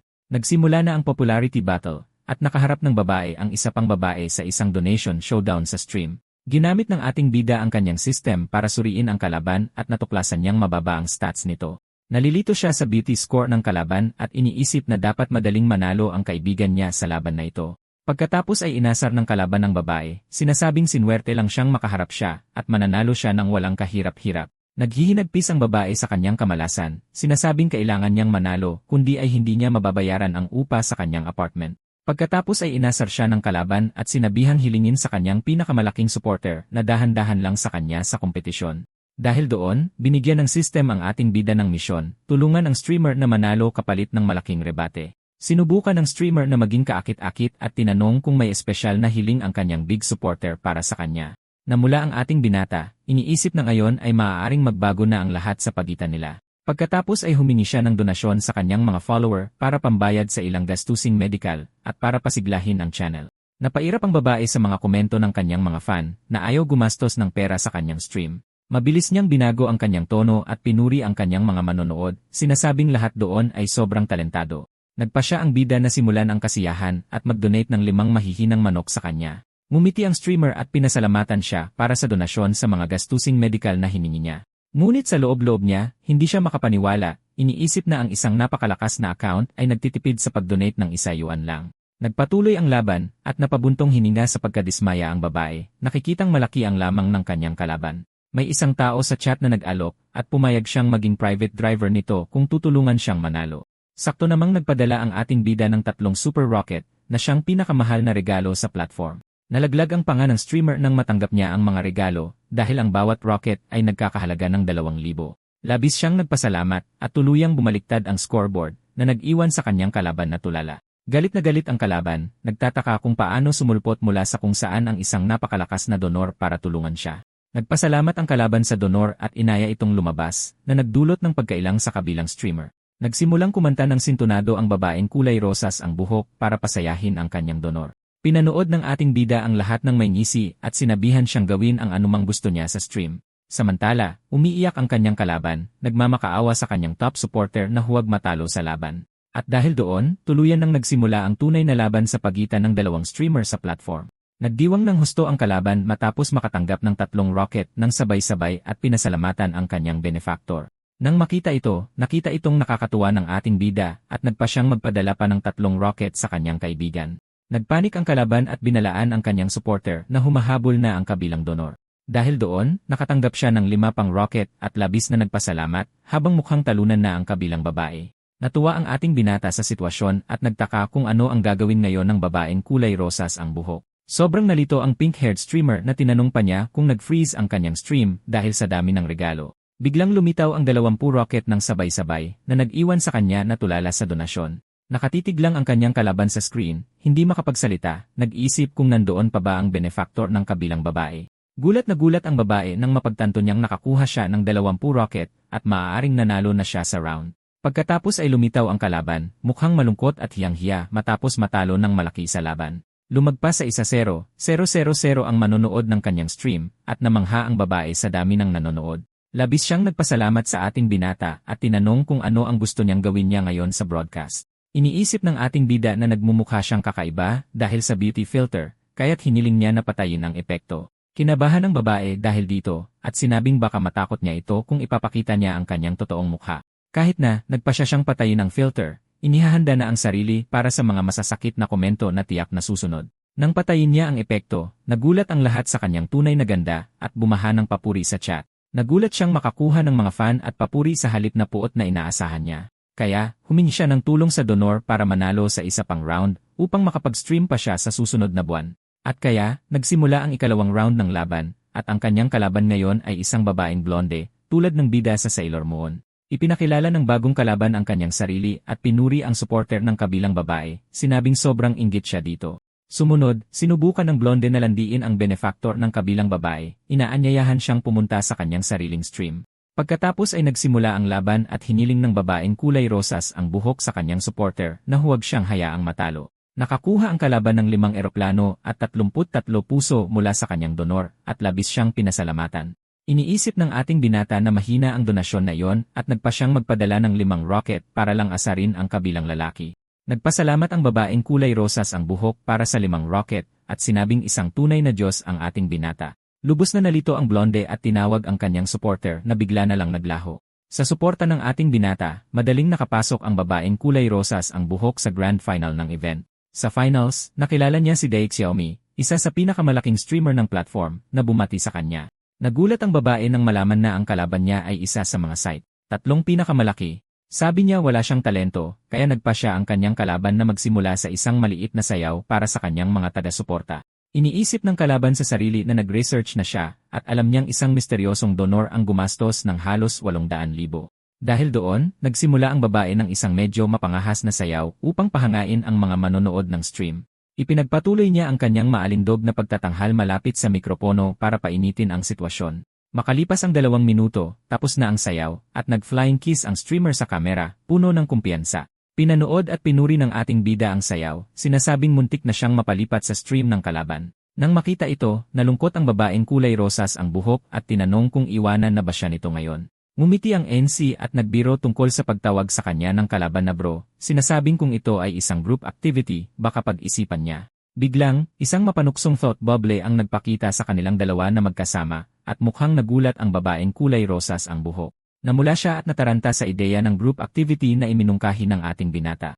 Iniisip ng babaeng nakarosas na kakailanganin niya ng tulong para manalo, dahil itinuro ng chat na umabot na sa 800,000 ang kanyang kalaban. Kaya nagmakaawa siya sa ating bida na iligtas siya, nang angakong pag-aralan ang anumang sayaw na gusto niyang makita. Ngunit nakatanggap ang kanyang kalaban ng siyam na super rocket, at nabahala ang streamer sa sitwasyon. Pinasalamatan siya ng babae para sa 2 rocket, sinasabing kung wala ang mga iyon, hindi niya mababayaran ang kanyang mga gastusing medikal. Nakita ng ating bida na pinagtatawanan siya ng chat, at iniisip na ang mga rocket na ipinadala niya ay parang mga kandila lang ng kaarawan, at ang babaeng ito ay isang master ng sarkasmo. Pagkatapos ay naaalala niya na binigyan siya ng system ng milyon-milyon, at sa kanyang bank account, madali niyang mapapanalunan ang laban na ito. Bigla, parang nag-freeze ang stream ng babaeng nakarosas, dahil sa 20 rocket, at nagtaka siya kung nagloloko na naman ang kanyang screen. Ngunit napagtanto niyang hindi ito naka-freeze. Kakapadala lang ng ating binata ng isa pang 20 super rocket, na nagpasigla sa kanya ng husto. Samantala, pinapanood ng ating lalaki ang lahat sa kanyang telepono, habang nagwawala ang chat sa pagbabalik. Naging emosyonal ang streamer sa pag-isip na ito ay isang labanan ng mga Diyos, at ang mga mortal na tulad niya ay nanonood lang ng palabas. Pagkatapos ay pinasalamatan niya ang kanyang supporter para sa tulong sa kanyang mga gastusin at gumawa ng puso gamit ang kanyang mga kamay para ipakita ang kanyang pasasalamat. Ganoon na lang, tuluyang bumaliktad ang score, at ngayon ay nananalo na siya ng malaki, habang hindi tumitigil sa pag-spam ang chat. Napagod at natulala ang kanyang kalaban dahil hindi niya inasahan kahit kailan na matatalo sa laban na ito. Tumingin sa kanyang telepono, napagtanto niyang huminto na ang mga rocket niya, pero ang sa kabilang babae ay walang tigil sa pagdating. Nagulat ang kalabang streamer nang makita ang 1,500,000 na donasyon sa kabilang channel. Hindi pa siya nakakita ng ganoong kalaking pera sa buong buhay niya. Pagkatapos ay nagmakaawa siya sa kanyang mga taga-suporta na huwag tumigil at patuloy na magpadala ng donasyon. Ngunit isa sa kanyang mga nangungunang donor ang sumuko na sa laban, sinabing mas mabuting itabi na lang para sa susunod na nag-iwan sa kanya na tulala. Pagkatapos ay idineklara ng ating bida ang tagumpay sa 2 pang rocket, at sa wakas ay natapos na ang laban. Ipinagdiriwang ng babaeng nakarosas ang kanyang tagumpay, at nagsimulang mag-usap ang chat tungkol sa misteryosong donor na tumulong sa kanya. Dahil doon, labis siyang naantig sa pagkapanalo kaya't yumuko siya ng malalim bilang pasasalamat sa lahat. Pagkatapos ay inalok niya ang kanyang contact info at nangakong pag-aralan ang lahat para mapasaya ang kanyang benefactor. Tinanggihan niya ang alok, ngunit iginiit nitong maging driver niya. Kaya pumayag ang ating binata at sinabi sa kanya kung saan sila magkikita. Doon nakilala ng chat ang ating bida bilang lalaki mula sa car show at nabunyag ang kanyang sikreto. Nagulat ang streamer nang matuklasan ang pagkakakilanlan ng kanyang misteryosong donor at kinumpirma ng chat na may-ari siya ng isang Ferrari. Nagtataka siya kung bakit siya tinulungan nito at tumalon sa 85 ang kanyang friendship level sa kanya habang kinukuha ang kanyang telepono. Iniisip ng ating bida na sa ganito kataas na friendship level, wala na siyang pagpipilian kundi tanggapin ang alok nito. Pagkatapos ay binati siya ng system sa tagumpay at binigyan siya ng rebate na higit sa 2 milyon yuan. Sa isang kontentong ngisi, tinanggap ng ating binata ang gantimpala ng system nang walang pag-aalinlangan. Naisip niya na matapos magpasikat at gumastos ng ganoong kalaking pera, kumita pa rin siya ng milyon-milyon, iniisip sa sarili na napakadali lang manalo. Kinabukasan, nagising siya sa isang mensahe mula sa streamer na nag-aalok na maging driver niya. Tiningnan ng ating bida ang mensahe at naisip na maaga nga talaga itong gumising. Samantala, inamin niyang masyado siyang balisa para makatulog at nagtataka kung kailan ito magre-reply. Habang nagsisipilyo, naisip niya na dahil pupunta siya sa isang club, kakailanganin niya talaga ng driver. Pagkatapos ay masayang nagdiwang ang streamer dahil sa wakas ay sinagot na ng kanyang master ang kanyang mensahe. Nagpasya siyang matulog para maging nasa pinakamagandang kondisyon para sa kanilang pagkikita sa gabing iyon.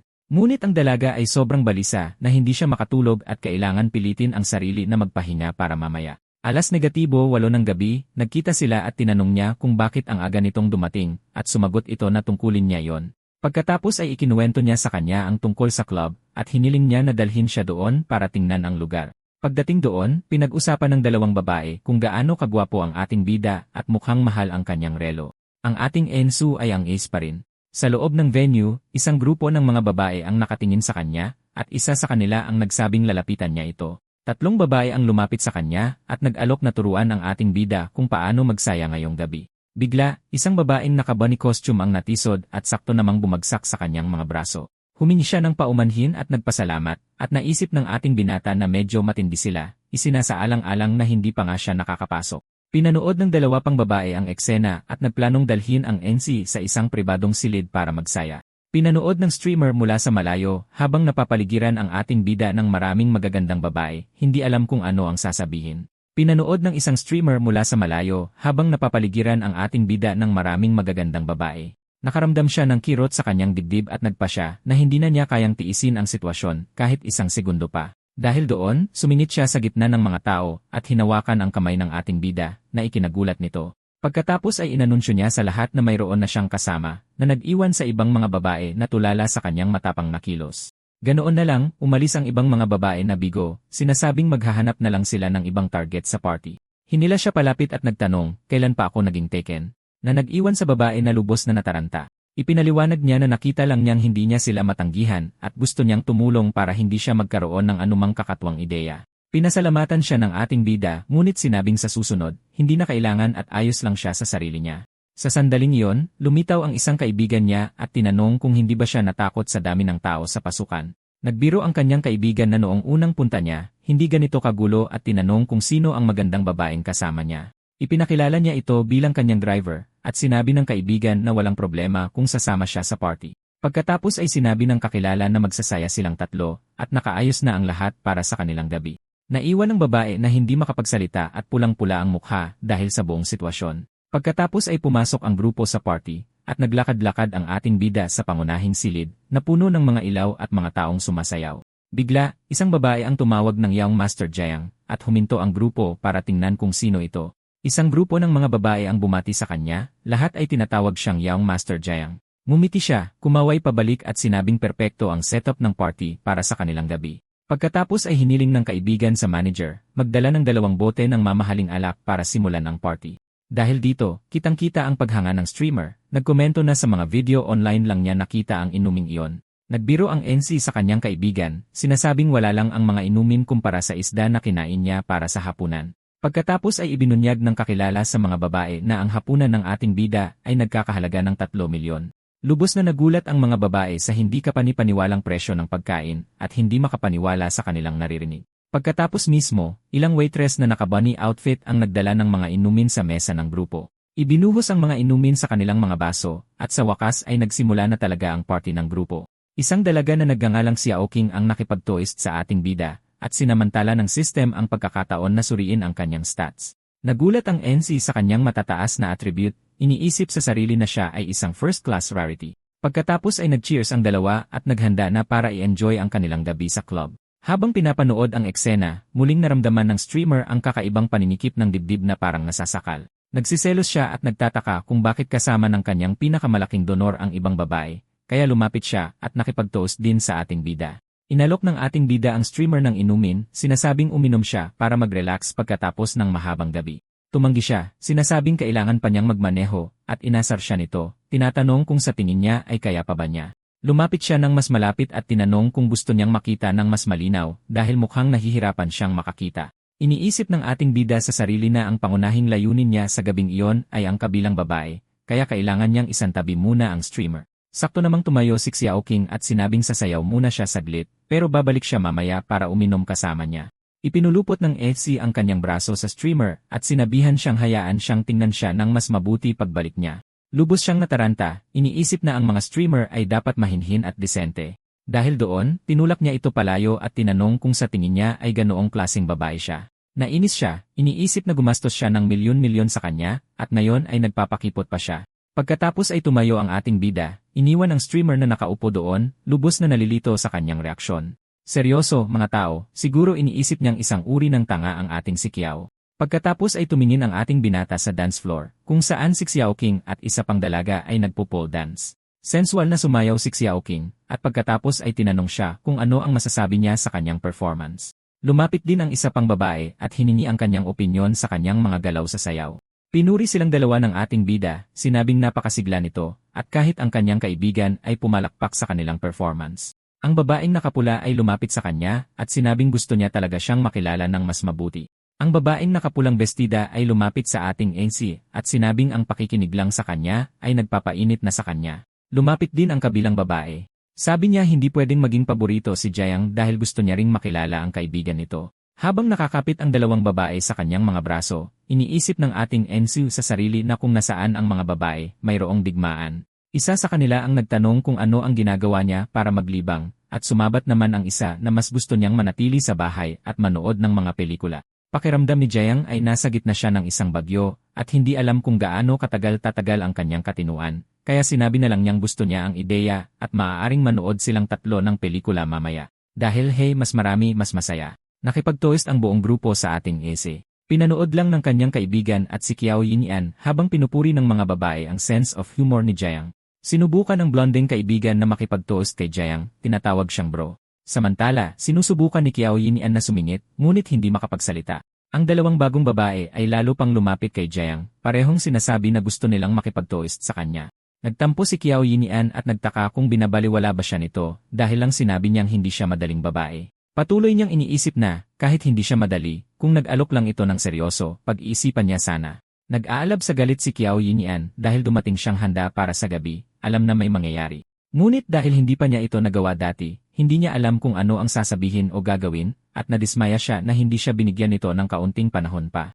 Iniisip ni Jiang sa sarili na perpektong gumana ang plano. Umabot sa 9 ang score ni Xiao Yinian, naabot ang eksaktong limit na gusto niya. Sa sumunod na 2 oras, uminom siya at nakipagbiruan sa 2 babae. Hindi niya pinansin si Xiao Yinian kahit 1 segundo. At ganoon na lang oras na para umalis.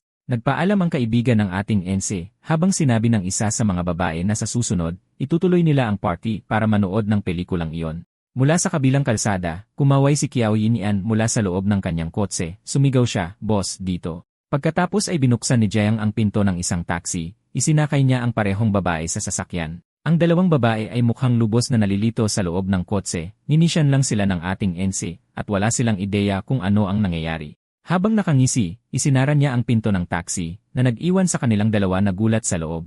Inabot niya ang isang makapal na balumbon ng pera sa driver, sinabihan siya ng ating NC na ihatid ang dalawang babae ng ligtas at sa kanya na ang sukli, siguraduhing makarating sila ng maayos. Pagkatapos ay umalis ang taxi, iniwan si Jiang na mag-isa sa gitna ng kalsada habang pinapanood ang paglayo ng kotse. Mula sa loob ng taxi, isinigaw ng dalawang babae ang kanyang pangalan. Nagtataka sila kung ano ba ang nangyayari. Pagkatapos ay naglakad ang ating NC papunta sa kotse ni Qiao Yinian. Tinanong niya kung ano ang ginagawa nito na nakaupo lang doon at kung siya ba ang kanyang designated driver. Makalipas ang kalahating oras, ngayon ay nasa silid ng hotel. Tinanong ni Jiang ang babae, gusto niyang malaman kung bakit siya pumasok sa kanyang silid. Sinabi ni Qiao Yinian na gabing-gabi na at delikadong sumakay ng taxi. Pagkatapos ay tinanong niya kung maaari ba siyang matulog doon ngayong gabi. Habang nagpapadala ng pera para sa taxi, inasar siya ni Jiang, tinanong kung hindi ba't sinabi lang niyang hindi siya ganoong klaseng babae. Nataranta ang streamer at sinabi lang niya yon, pagkatapos ay sinabihan siya ng ating NC na tumawag ng taxi at umuwi na. Tumangging umalis si Kyoyon. Lumapit siya kay Jiang sa kwarto at sinabing hindi siya aalis kahit saan. Sabi naman ni Jiang, ayos lang kung hindi siya aalis. Sinabi niya sa kanya na maraming kwarto doon at pwede niyang piliin kung alin ang gusto niya. Nagtanong ang babaeng may pink na buhok kung hindi ba pwedeng sa kanya na lang siya matulog. Dahil napakalaki ng kama, sumagot si Jiang na hindi siya sanay matulog kasama ang mga hindi niya kilala. Umupo ang streamer sa kama, iniisip na lahat ay naayon sa plano. Naisip niya na kailangan lang ng isang huling tulak, at kung hindi siya kikilos, hindi rin ito kikilos. Nakikita nating naglalapit ang kanilang mga paa, mukhang magiging mahaba ang gabi. Bigla na lang, umupo si Kyoyin sa sahig at nagsimulang umiyak. Tinanong ni Jiang kung bakit siya umiiyak, nagtanong ang babae kung galit ba siya sa kanya. Dahil maayos naman ang lahat noong una, pero ngayong gusto niyang makasama ito, tinatanggihan siya nito. Iniisip ng ating NC na mayroon ding mga dehado ang pagkakaroon ng zero privacy stat, hindi niya talaga maintindihan ang mga bagay na ito sa pagitan ng lalaki at babae. Sinabi niya sa kanya na kalimutan na lang iyon at lumapit, pero hiniling na tumigil muna siya sa pag-iyak. Sa susunod na alam mo, naging malapit na ang dalawa at nagbahagi ng isang napaka-espesyal na sandali. Makalipas ang 30 segundo, lalo pang tumitindi ang mga bagay-bagay. Hawak ang kanyang kamay, inamin ni Kyoyin ang kanyang nararamdaman. Sinabi niyang gusto niya talaga si Jiang Cheng. Ipinaliwanag sa kwento na nahulog ang loob niya sa kanya noong nalaman niyang siya si Dinghai Shenzhen, ang kanyang misteryosong taga-suporta mula sa stream. Iniisip niya kung sinong babae ang hindi nangangarap ng isang Prince Charming na darating para iligtas siya sa pinakamababa niyang punto. Habang may luha sa kanyang mga mata, muling inamin ng streamer ang kanyang nararamdaman. Niyakap naman ng ating NC ng mahigpit ang dalaga. Binuhat naman siya ni Jiang sa kanyang mga braso. Sabi niya na intindihan niya at hindi niya ito palalayasin, sinabihan ang babae na manatili doon para sa gabing iyon. Humiga ang streamer sa kama, mukha siyang handa sa kung anuman ang susunod na mangyayari. Pagkatapos ay lumapit ang ating FC sa kanya, sinimulan ng dalawa na ibahagi ang lahat ng kanilang pagmamahal. At ganoon na nga, nagpalipas ng isang matinding gabi ang dalawang lovebirds, kumpleto sa maliliit na anghel, at lahat para ipagdiwang ang sandali. Kinabukasan sa isang opisina, nakita natin si So-won na pumasok sa isang kwarto, tinatawag si Manager Yo. Si Yo, na nakaupo sa kanyang desk, ay nakilala siya at tinanong kung anong ginagawa niya doon. Agad nagtanong si So-hwan kung kilala ng manager ang ating bida, at kinumpirma ni Yo na nakilala niya ito sa isang biyahe.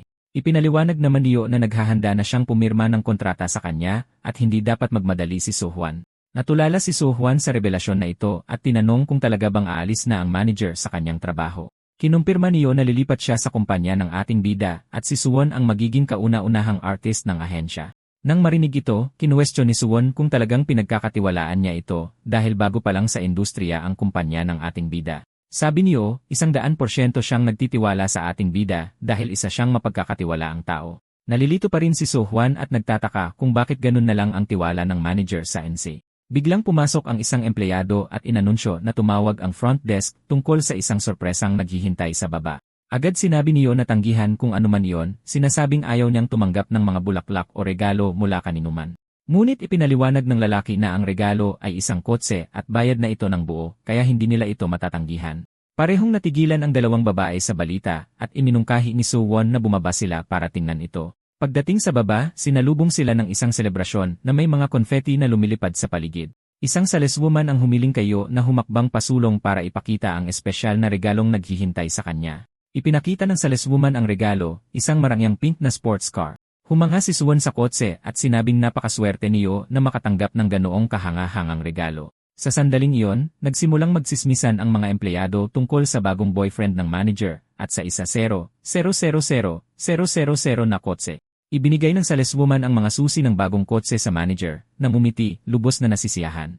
Nagtanong siya kung sino ang nagpadala ng regalo, at ipinahayag ng babae na ito ay ang ating bida, sinusubukang makuha ang kanyang loob. Naging emosyonal si Yu, iniisip na walang lalaking nagtrato sa kanya ng ganito kabuti, at tumalon sa 79 ang kanyang affection level. Pabalik sa ating NC, inabisuhan siya ng system tungkol sa affection level nito, at binigyan siya ng isang espesyal na reward package. Ipinapakita sa screen ang isang reimbursement card na may limit na hanggang 500 milyon at isa pang napaka-interesanteng item. Inisip ng ating bida na sa bagong item na ito, maaari siyang magsaya kasama ang ilang babae ng sabay-sabay. Sa tingin niya ay maganda ang item, ngunit kailangan niyang gamitin ito ng maingat dahil nakadepende ang resulta sa kanilang kasiyahan. Pagkatapos, binigyan siya ng system ng isa pang reward at isang investment firm para pamahalaan niya. Tinignan niya ang mga requirements, isang paunang puhunan na 1-0,000,000 at isang minimum na kita na 1% kada taon. Nang may ngiti, nagpasya siyang mamuhunan ng 500 milyon para masimulan ang bagong kumpanya. Kinumpirma ng system ang lahat, at sakto namang lumitaw ang streamer na si Kyoyin, nagtatanong kung ginising niya ba ito. Niyakap siya ng ating NC at inisip na subukan agad sa kanya ang bagong card na nakuha niya mula sa system. Nagpasya siyang huwag munang gamitin ang card, sinabing mas mabuti kung magre-relax muna sila. Pagkalipas ng 1 oras, nag-aalmusal sila at hiniling ng babae na itigil na niya ang pagbibigay ng donasyon sa kanyang stream. Ipinaliwanag niya na kinukuha ng platform ang 70% at sobrang laki na ng nagastos niya para sa kanya. Nagtanong ang ating bida kung mas gusto niyang ipadala na lang niya ang pera ng direkta sa kanya. Sobrang nagulat ang babae sa kanyang sagot kaya't naibugan niya ang iniinom sa buong mesa. Nahihiya, sinabi niyang gumastos ito ng 2.5 milyon at masama ang loob niya sa sobrang laki ng ginastos nito. Narinig ng hotel manager ang usapan at humanga sa halagang ginastos ng Ramsey sa stream. Sinabi ng Ramsey na huwag siyang mag-alala at nagtanong siya kung maaari pa rin siyang magpatuloy sa kanyang mga stream. Sumagot siya na pinagkakatiwalaan niya ito at maaari niyang gawin ang kahit anong gusto niya basta't maayos ang lahat. Tuwang-tuwa, nagpasya si Kyoyeon na palitan ang kanyang content sa pagluluto at paghahanap ng mga interesanteng bagay online. Hinikayat niya itong gawin ang gusto niya at sinabing sabihan siya kung may iba pang streamer na gugulo sa kanya muli. Lumapit ang manager at hiniling niyang i-extend ang kanyang pananatili sa hotel ng 2 buwan pa. Pagkatapos, inilabas ng ating bida ang kanyang credit card para bayaran ang bagong extended stay. Nagulat ang manager at tinanong kung kailangan niya ba talagang manatili sa bayan ng ganoon katagal. Dahil dito, pinaalalahanan siya ni Kyoyeon na ang araw-araw na bayad ay 80,000, hindi lang 80. Nang may ngisi, sinabi ng ating bida na hindi matutuwa ang boss niya kapag nalamang tinatanggihan niya ang mga customer. Nangatuwiran ng manager na ang paggastos ng 4,800,000 para sa 2 buwan ay sayang kung hindi naman talaga siya mananatili doon. Kumain ng strawberry si Kyoyin at nagtakang bakit sobrang nag-aalala ang manager sa ating bida. Dahil sa kuryosidad sa sitwasyon, nagpasya ang ating NC na gamitin ang system para tingnan ang kanyang stats. Ipinapakita ng screen ng system na ang kanyang ganda ay nasa 70 at ang kanyang friendship ay nasa 80 na may zero privacy. Nagulat ang bida at nagtaka kung bakit napakataas na agad ng kanyang friendship level. Nag-isip ang manager kung naging kakaiba ba ang tingin ng NC at kung nabuking ba niya ang sarili sa pagiging masyadong direkta sa kanya. Dahil dito, naisip niya ang ibang mga babae sa paligid ng bida at nagsimula siyang makaramdam ng kaunting insecurities. At kahit alam niyang may dalawa ng ibang babae sa buhay nito, habang mas nakikilala niya ito, mas lumalakas ang pagkaakit na nararamdaman niya. Pagdating sa kwarto ng ating bida, pinaalis niya ang housekeeper, sinasabing siya na mismo ang mag-aasikaso ng lahat doon. Ang pagnanais na alagaan siya ay tila isang malakas na bagay, at nararamdaman niya ang isang biglaang pagnanais na gumawa ng mga bagay para sa kanya. Naisip pa niya kung ano ang gagawin niya kung humingi ng higit pa ang ating binata sa kanya sa sandaling iyon. Samantala, napansin ng bida ang interes ng manager at nakita niyang nakakatuwa ang buong sitwasyon pero wala siyang masabi. Sinabi niya sa kanya na huwag mag-alala at magpatuloy lang dahil ayaw niyang maging komplikado ang mga bagay na sinang-ayunan ng manager at hinarap ang mga detalye ng papeles. Habang paalis, nakita siya ng isang katrabaho at tinanong kung bakit seryoso at nag-aalala ang itsura niya. Ngumiti ang manager at sinabing, sa totoo lang, napakadaling kausap ng kliyente at hindi ito nagdulot ng anumang problema. Nagreklamo ang kaibigan niya na lahat ay naiinggit sa kanya at malamang ay kulelat na naman siya sa komisyon. Nagpatuloy siya sa pagrereklamo, sinasabing napakahirap makahanap ng isang wala na kliyente tulad ng sa kanya na nagbubuk para sa isang buong linggo. Ngumiti ang manager na may halong kasiyahan habang hinihikayat siya ng kanyang kasamahan na huwag masiraan ng loob. Lumapit ang kaibigan at sinabing dahil magtatapos na ngayon ang kanyang reservation, maaari silang magpahinga ng magkasama sa dorm. Binaliwala ng manager ang kanyang kaibigan, sinabing kailangan niyang hanapin ang general manager para ayusin ang isang usapin sa kliyente.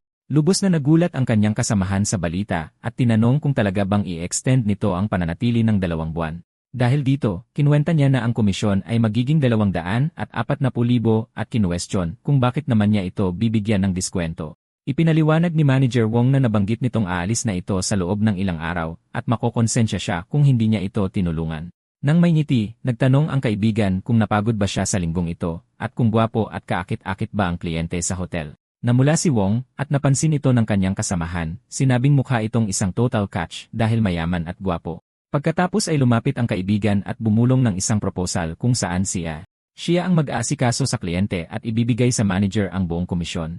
Sinabihan siya ng manager na huwag mangarap ng gising dahil milyon-milyon ang ginagastos nito at kaya niyang makuha ang sinumang gusto niya, ngunit nagpumilit ang isa. Napabuntong hininga siya at nag-isip kung ano talaga ang tingin sa kanya ng ating binatang si Jiang. Nagpaalam siya sa kanyang kasamahan, sinabing kailangan nilang mag-usap mamaya dahil hahanapin na niya ang general manager. Sobrang natuwa ang general manager sa balita at sinabing ang isang kliyenteng ganito kalaki ay dapat niyang personal na asikasuhin. 10 minuto makalipas, napansin ng ating bida na medyo kakaiba ang bill, dahil ang araw-araw na bayad na 80,000 sa loob ng 2 buwan ay dapat mas mataas ang kabuuan.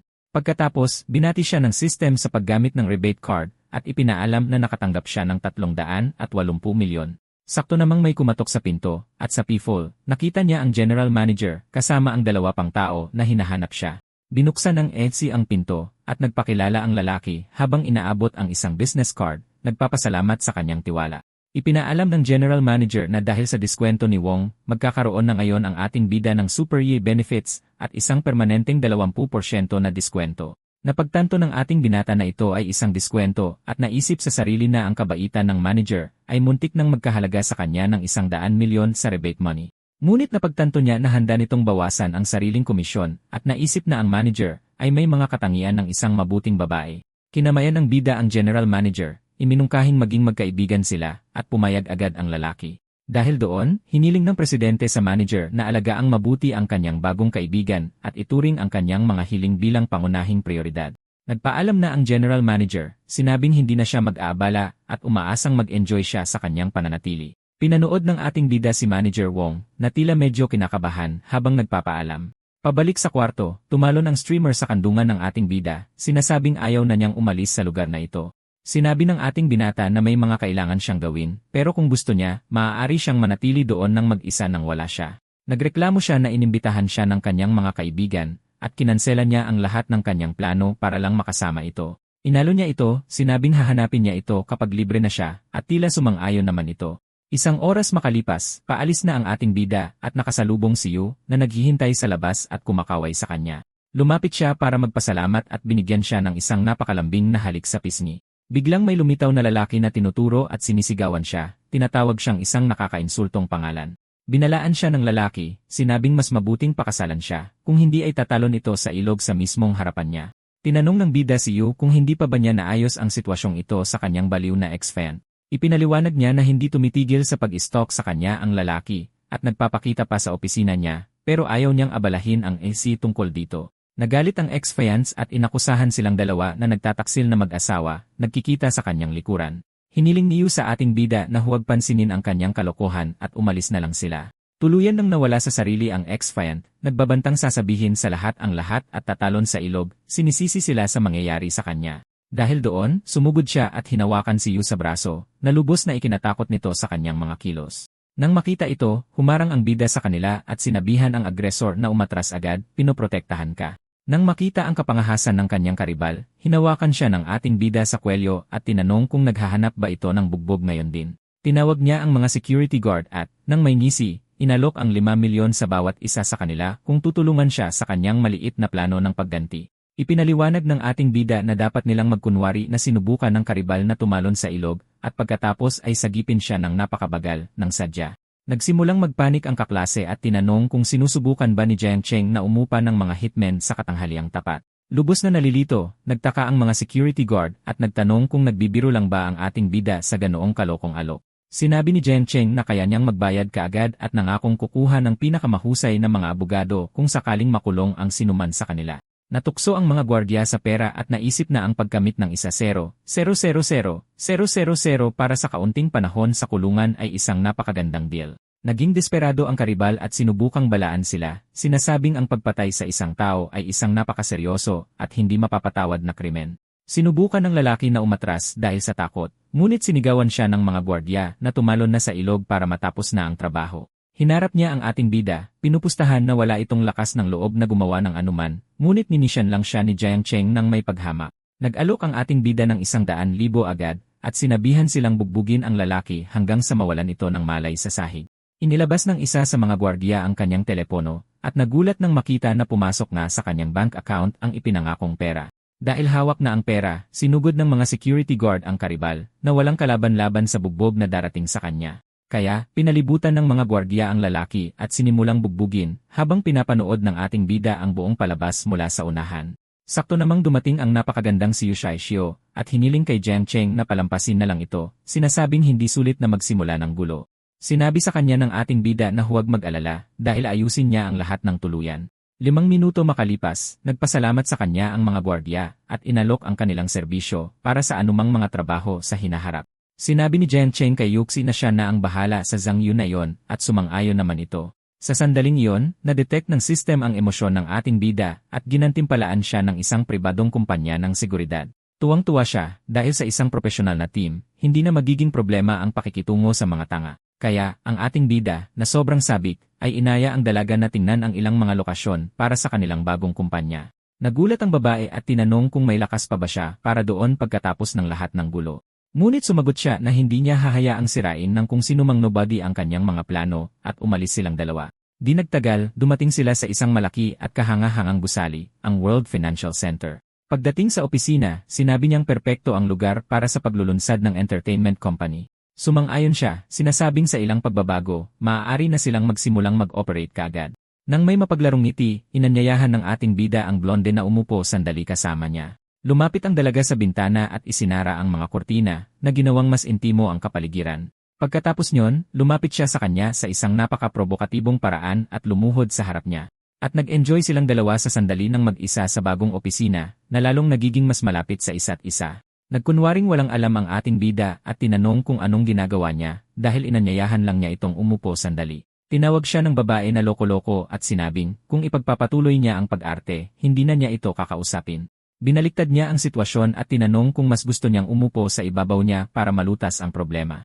Ang ating bida, na may ngiti sa mukha, ay sumagot na maaari niyang gawin ang anumang magpapasaya sa kanya sa sandaling iyon.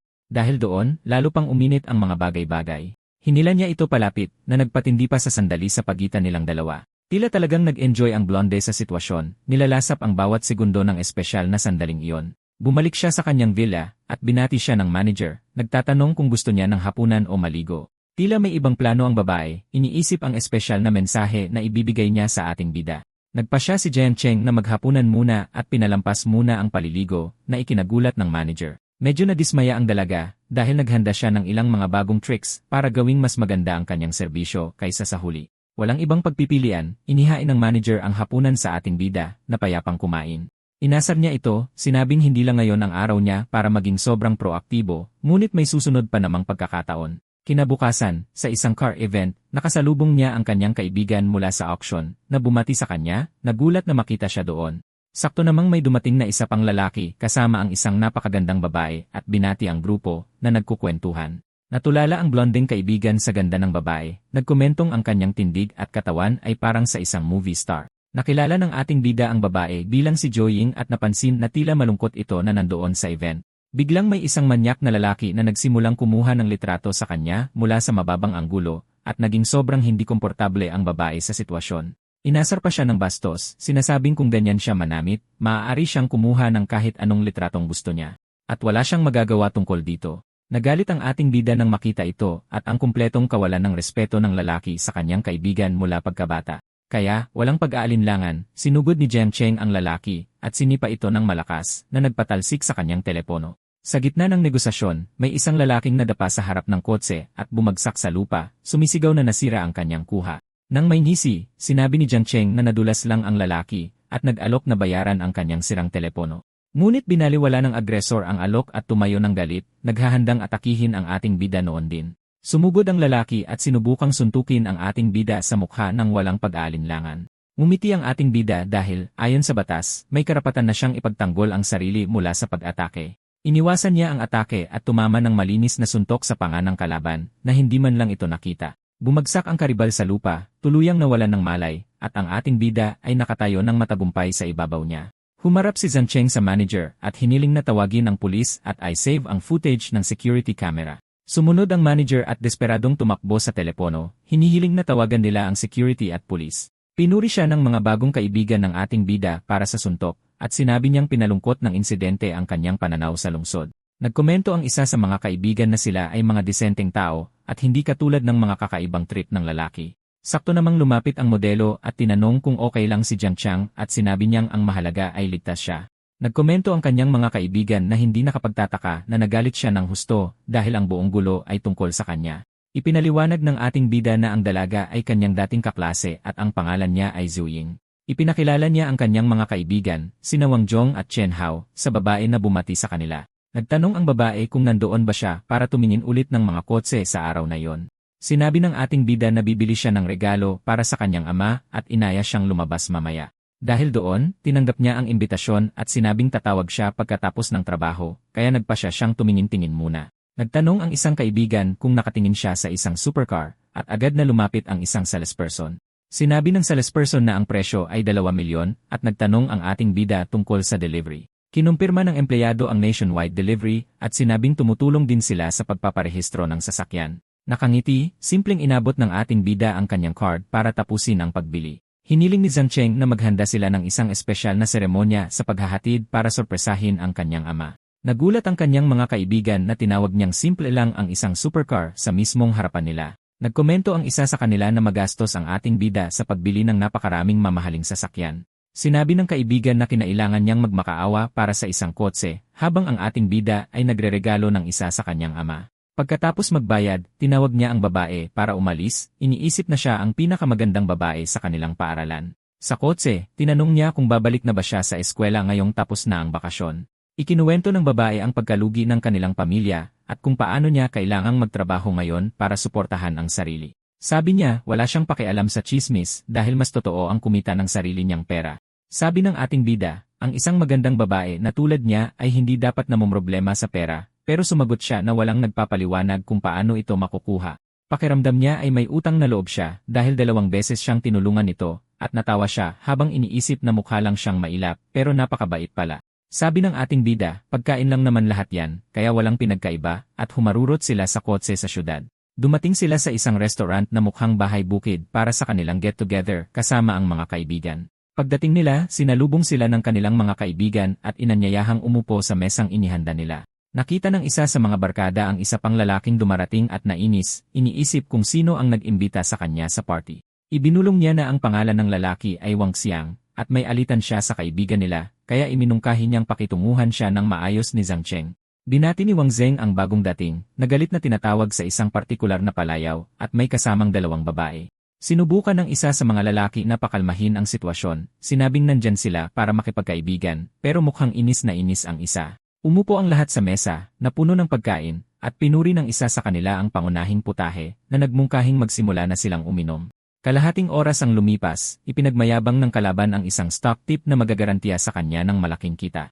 Isang lalaki ang humingi ng tulong, at binigyan siya ni Wang Qiang ng sermon tungkol sa matalinong pagpili ng mga kaibigan sa halip ng mga palamunin. Nagalit si Chen Ho nang mapagtanto na ang sinabi ng kalaban ay isang hindi gaanong banayad na patama sa kanya at sa ating bida. Kaya kinumpronta niya ang lalaki at siningil ang 2 milyon na utang mula 2 taon na ang nakalipas dahil puno na siya ng pera ngayon.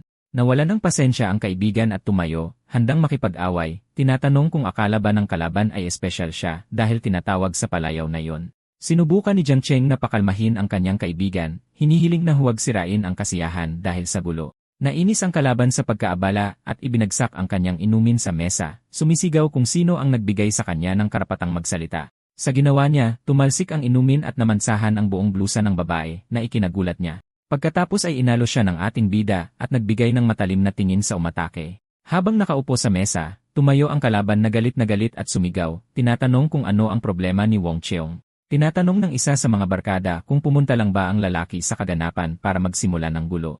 Naisip ng isa pang kakilala na nagbago na ang ihip ng hangin, at ngayon ay pinagtatanggol na nilang lahat si Jiang Cheng. Binalaan niya ang lalaki na huwag gumawa ng eksena dahil naroon sila para sa get-together ng isang kaibigan. Nainis ang blonde at hinampas ang mesa, sawa na sa pakikinig sa lahat na bumubola sa bagong dating. Sa sandaling iyon, hiniling ng ating bida na humingi siya ng tawad sa pagdumi sa damit ng modelo. Sinubukan ng dalaga na pakalmahin ang sitwasyon, sinabing okay lang at hindi niya kailangang mag-alala tungkol dito. Tumanggi ang blonde na humingi ng tawad at tinawag pa siyang basura, sinusubukang makipag-away. Walang pag-aalinlangan, isang malakas na sampal ang pinakawalan ni Jiang Cheng sa mukha ng pakialamerong blonde. Mabilis niyang ginawang personal na punching bag ang lalaki, at sinampal pa ulit sa kabilang pisngi para sigurado.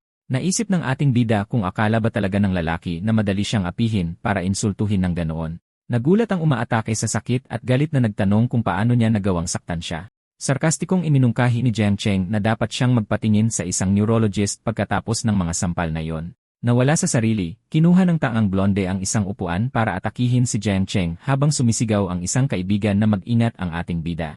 Pero sinipa pabalik ng ating NCU ang upuan na tumama sa mukha ng loko. Sinabi ng isa sa mga barkada sa bumagsak na umaatake na siya ang may gawa nito sa sarili niya at sinabihang umalis na. Pero bumangon ang loko sa tulong ng iba at nagbanta kay Jiang Cheng, sinabing hindi pa ito tapos. Nagtanong si Jiang Cheng tungkol sa pinagmulan ng gago at nalamang nasa negosyo ng pagkain ang pamilya nito. Ngumisi siya, iniisip na malapit na niyang makita kung gaano talaga kalakas ang pamilya ng kalaban. Nagtanong ang modelo kung nakagulo ba siya, pero sinabi niyang wala lang iyon at inanyayahan siyang umalis kasama niya. Nagpaalam si Jiang Cheng sa kanyang mga kaibigan, binanggit na sapat na ang nainom nila at oras na para umalis. Humingi ng paumanhin ang mga lalaki sa nangyari, pero sinabi niyang huwag na silang mag-alala sa mga formalidad. Pagdating sa kotse, inabot niya ang susi sa dalaga at tinanong kung marunong ba siyang magmaneho. Nagbiro siyang isa siyang sikat na haris at nangakong ihahatid siya ng ligtas sa kanyang destinasyon. Binanggit niya na matagal na siyang hindi nakapagmaneho ng supercar at gustong-gusto niyang patakbuhin ito ng mabilis. Dahil doon, humarurot ang kotse sa sobrang bilis at nagulat siyang malaman na mahilig pala ito sa karera.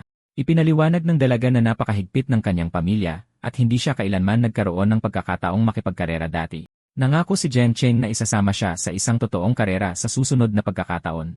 Pagkababa ng kotse, nagpasalamat siya at sinabing lagi niyang aalalahanin ang lahat ng tulong niya. Pero gabi na at kailangan na niyang magpahinga, kaya nahihiya siyang nagpaalam at isinauli ang susi. Pinanood niya itong umalis at nagtaka kung bakit bigla itong umalis, hula niya ay dahil sa hiya. Ngunit nagpasya siyang huwag na itong isipin pa, dahil kailangan niyang mag-focus sa negosyong dapat niyang asikasuhin. Naalala niya ang security team na ibinigay sa kanya ng system, at nagpasyang subukan ang kanilang galing. Sakto namang nakakita siya ng isang kakaibang balita online tungkol sa atsara na amoy mabahong paa. Habang nakahiga sa kama, natuklasan ng ating bida na nag-viral na ang mga problema sa kaligtasan ng pagkain ng pamilya ni Wong Chayan. Makalipas ang ilang sandali, tumawag ang isa sa kanyang mga kaibigan para sabihin sa kanya na nabisto na ang mga kadiring produkto ng pamilya ng kalaban. Kinumpirma ni Jiang Cheng na alam niya, idinagdag pa na kahit ang kanilang mga bulok na sangkap ay nabunyag. Sa pag-atras ng mga supplier sa mga produkto, tuluyan ang nasira ang reputasyon ng kumpanya. Naalala ng kaibigan ang sinabi ng ating bida noong nakaraang araw. Naalala niya ang mga salitang, titingnan ko kung ano talaga ang kayang gawin ng pamilya ng tangang blonde na yon. Nagulat na nagkomento ang ating bida na malaki ang malulugi sa pamilyang Wong dahil dito. Sumang-ayon ang isa, sinabing alam niya mula pa sa simula na hindi ordinaryong tao si Jiang Cheng. Samantala, sa bahay ng pamilyang Wong, abala sa telepono ang ama ng kalaban, sinusubukang ayusin ang krisis. Galit na ibinaba ng lalaki ang telepono, iniisip kung sino ang maaaring sumasabotahe sa kanyang negosyo. Lumapit ang kanyang anak at tinanong ang ama kung ano ang nangyari at bakit siya nag-aalala. Doon napansin ng ama ang namamagang mukha ng anak at galit na nagtanong kung anong gulo na naman ang pinasok nito. Ipinaliwanag ng bata na binugbog siya ng isang mayabang na probinsyano at nagpaplano na siyang gumanti. Pagkatapos ay sinampal ng ama ang kanyang anak at pinagalitan ito sa paggawa lang ng gulo buong araw na parang gangster. Biglang naiugnay ng ama ang mga pangyayari, hinala na may kinalaman ang away sa mga problema ng kanilang kumpanya. Pagkatapos ay sinabi niya ng may desperasyon na nawalan ang kumpanya ng 40% ng market share nito sa isang gabi lang. Samantala, galit na galit ang ama ng kalaban sa kanyang anak. Sinisigawan niya ang anak na ayusin ang gulong ito, kundi didiborsiyuhin niya ang ina nito. Ito ang tinatawag na matinding drama sa pamilya. Tumanggi ang lalaking blonde na makinig, iniisip na masyadong nakakahiya ang humingi ng tawad. Sinabi pa niya sa kanyang ama, kung gusto mong makipagdiborsyo, gawin mo dahil hindi ako pupunta roon. Gulat na gulat ang kanyang ina sa sagot at tinanong siya kung ano ang pinagsasabi niya. Pagkatapos ay bumaling siya sa kanyang asawa at iminungkahing daanin na lang sa pera ang problema tulad ng dati nilang ginagawa. Lalo lang itong ikinagalit ng lalaki at tinawag siyang hangal. Inihayag niyang ang buong yaman nila ay nawala sa isang iglap dahil sa ating bida. Padabog na umalis ang ama, sumisigaw na kung hindi nila ayusin ito, aalis na siya ng tuluyan. Ngayon ay nagpapanik na ang anak at tinatanong ang kanyang ina kung ano ang dapat nilang gawin. Hinawakan siya ng kanyang ina at iginiit na magmakaawa siya sa ating NC para sa kapatawaran.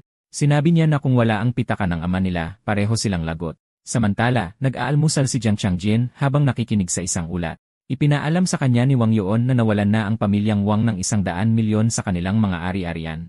Pagkatapos noon, lumapit ang butler at tinanong kung nagustuhan niya ang kanyang kape. Ngumiti ang ating bida at pinuri ang pagkain, pero pagkatapos ay tinanong kung siya ba ang nagpalit ng kanyang damit. Kalaunan, pinanood ni Wang Yuan ang pagdating ng AC kasama ang aktres na Sixuan. Iniisip niyang kailangan niyang galingan para makuha ang atensyon nito. Bahagyang namumula, mukhang determinado ang butler na makuha ang loob ng kanyang boss. Sa loob ng bahay, inalok niya si Jiang Changjin ng inumin para tulungan siyang makabawi. Pero mukhang nakatulog na siya sa sopa, at iniisip niya kung mahimbing na ba itong natutulog.